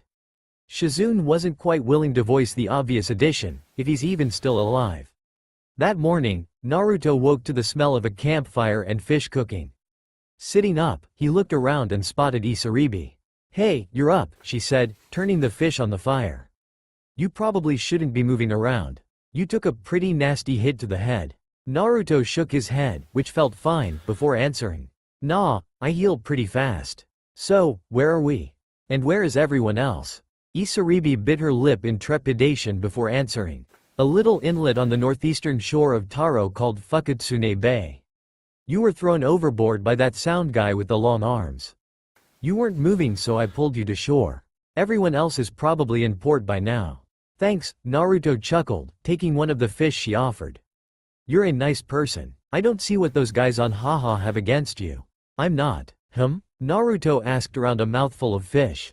A nice person, Isaribi clarified. Not really. I really am his little monster, she murmured quietly. Naruto shook his head. You aren't a monster. Those guys are just assholes and too stupid to see you for who you really are. You can't let them get to you. What would you know? Isaribi exploded, throwing her fish into the fire and standing. You don't have a clue what it's like to be hated by everyone you know. You wouldn't know how it is to have people who used to love you suddenly treat you like some kind of demon. You're just a stupid little boy playing at being a ninja. She yelled, turning and running towards the surf. Wait, Naruto yelled after her. His next words were cut off as he watched her transformation and she fled into the water. After a moment, he dropped back down in front of the fire. I do know. The sun had risen only slightly higher above the water by the time Anko came upon the boys' campfire. Stopping just inside the tree line, she dismissed her summon and waited. She could see his jacket, pants, and shirt laying near the fire, so she knew he had to be nearby. Several moments later, a blonde head shot up out of the water and shook itself off. The boy paddled to shore and climbed out of the water, the sand sticking to his wet sandals. Anko prepared to move closer when a slight blue sheen of chakra surrounded the boy and the water sticking to his body and boxers slid off into the sand below, leaving him dry, save for his hair. Reaching up to feel it, the blonde groaned in annoyance. The kid's actually pretty decently built for his age. Short though, and he looks underfed, she mused. Growing impatient, Anko leapt from the tree line and walked towards the boy's back from across the sand. The breeze shifted and Naruto froze. What do you want? The boy asked, turning slowly around to face her. Hey, don't I know you? Anko smirked, taking a seat on the sand near the boy. Good to see you remember me. Yeah, you're that crazy examiner woman from the last Chunin exam. What the hell are you doing here? What am I doing here? She repeated, her grin spreading. The council ordered me to come kill you.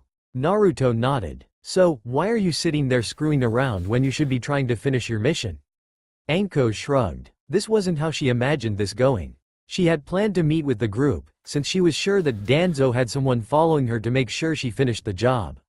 With the boy alone, he would be open to attack. Deciding to go for broke, she told him the truth. Maybe I don't like the council any more than you do. What do you mean? Look kid, Anko started. Tsunade was the last good thing to happen to Konoha after Sandame died. The council did a stupid thing by putting her into the position they did. The place has been slowly falling apart since she left. Those idiots that always treated you like shit are going to realize real soon that kicking you out didn't solve a damn thing.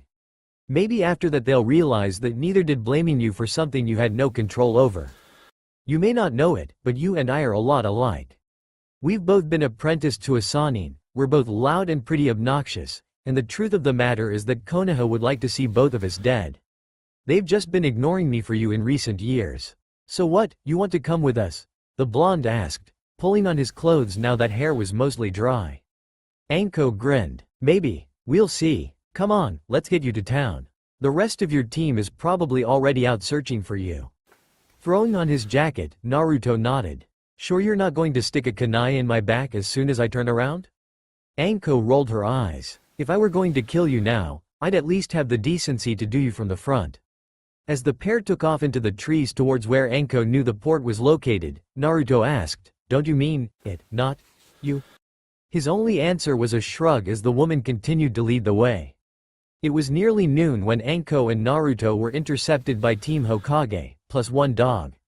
Coming to a stop some distance away from each other on the beach, Anko waved. Hi. Seeing that the other three kunoichi were far from relaxed, Naruto reached out to the side and swatted Anko on the shoulder. Knock it off, you're creeping them out. I was just trying to be nice, you damn brat, Anko grumbled. That's probably why, the blonde deadpanned. Hey, I can be nice when I want to.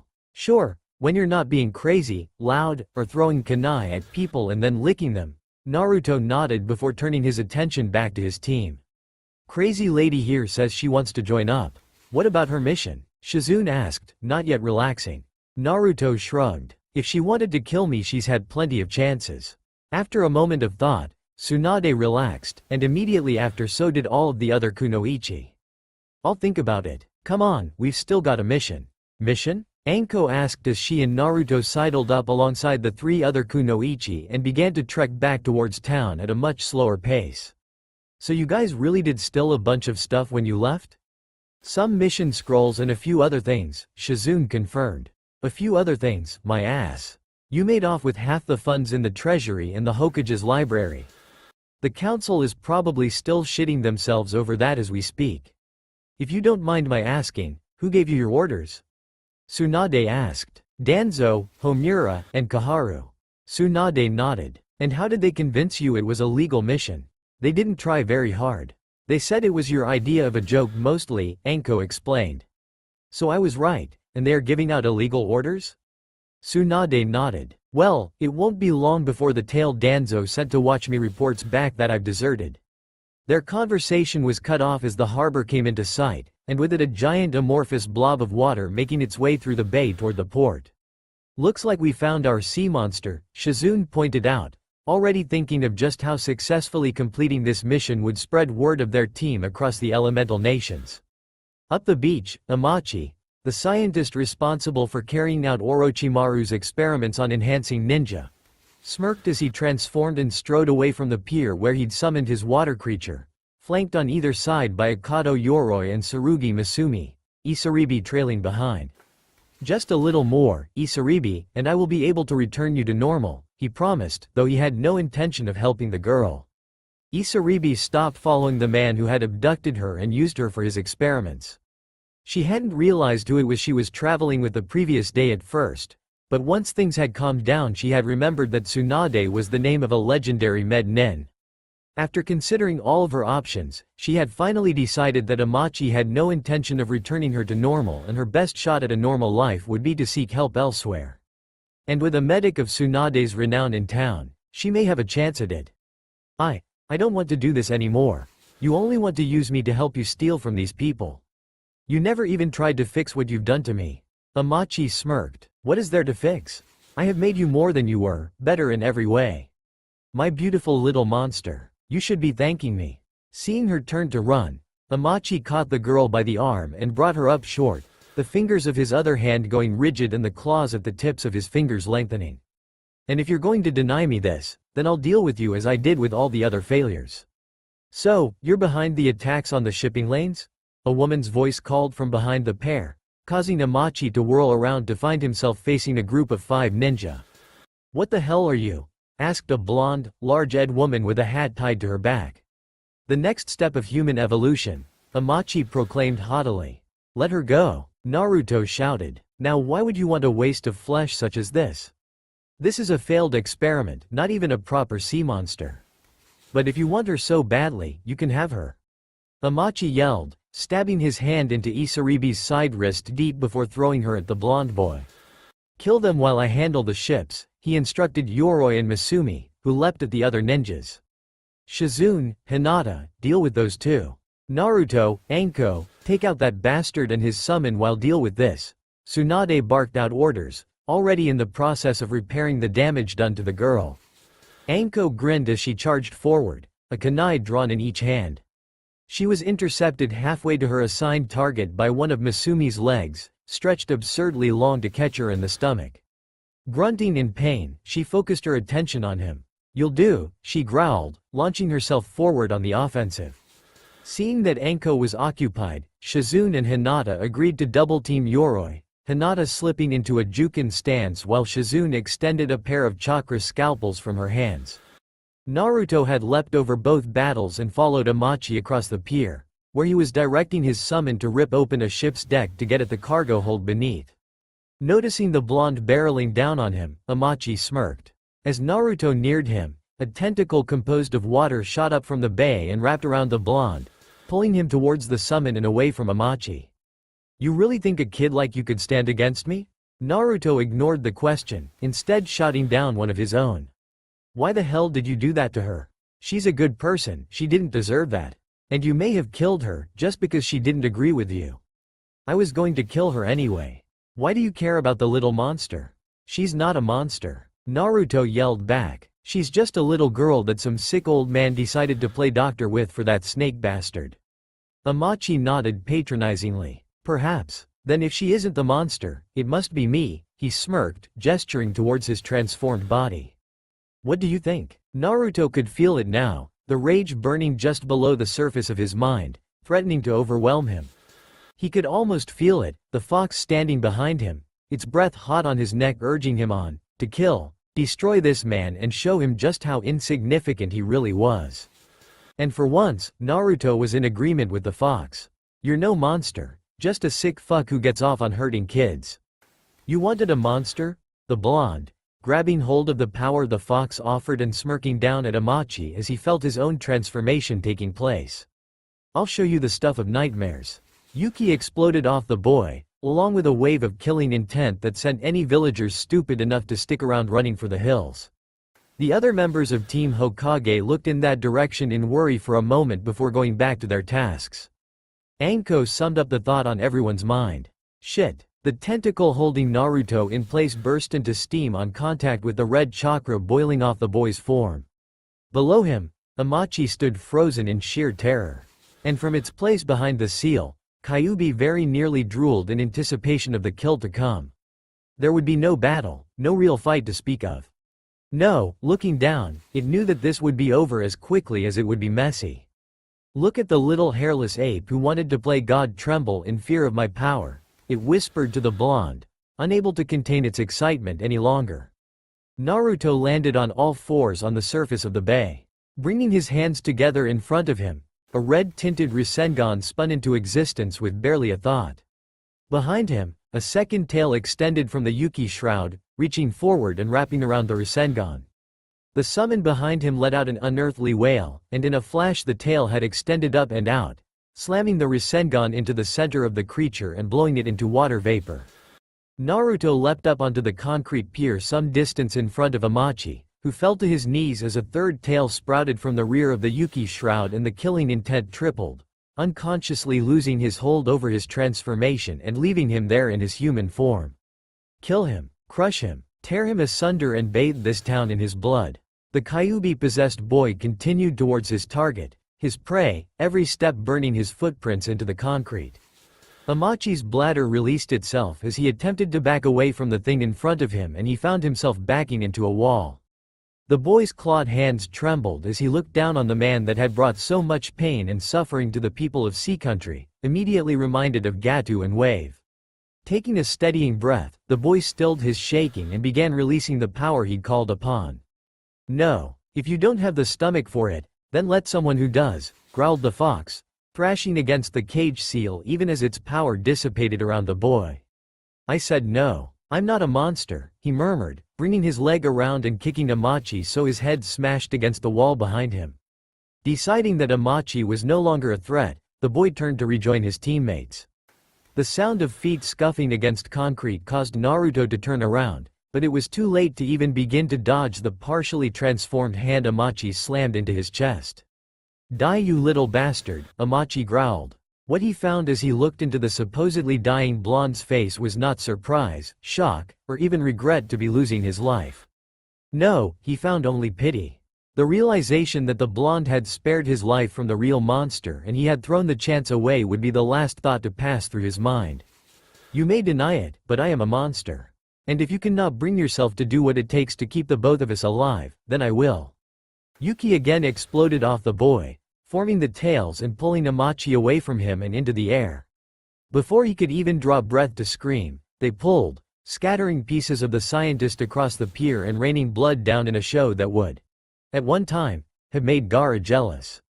By the time Team Hokage and Anko, who was supporting Isaribi as she leaned on the kunoichi, had arrived, the hole in the boy's chest had already healed, leaving only blood and the hole in his shirt as proof he'd ever even been injured.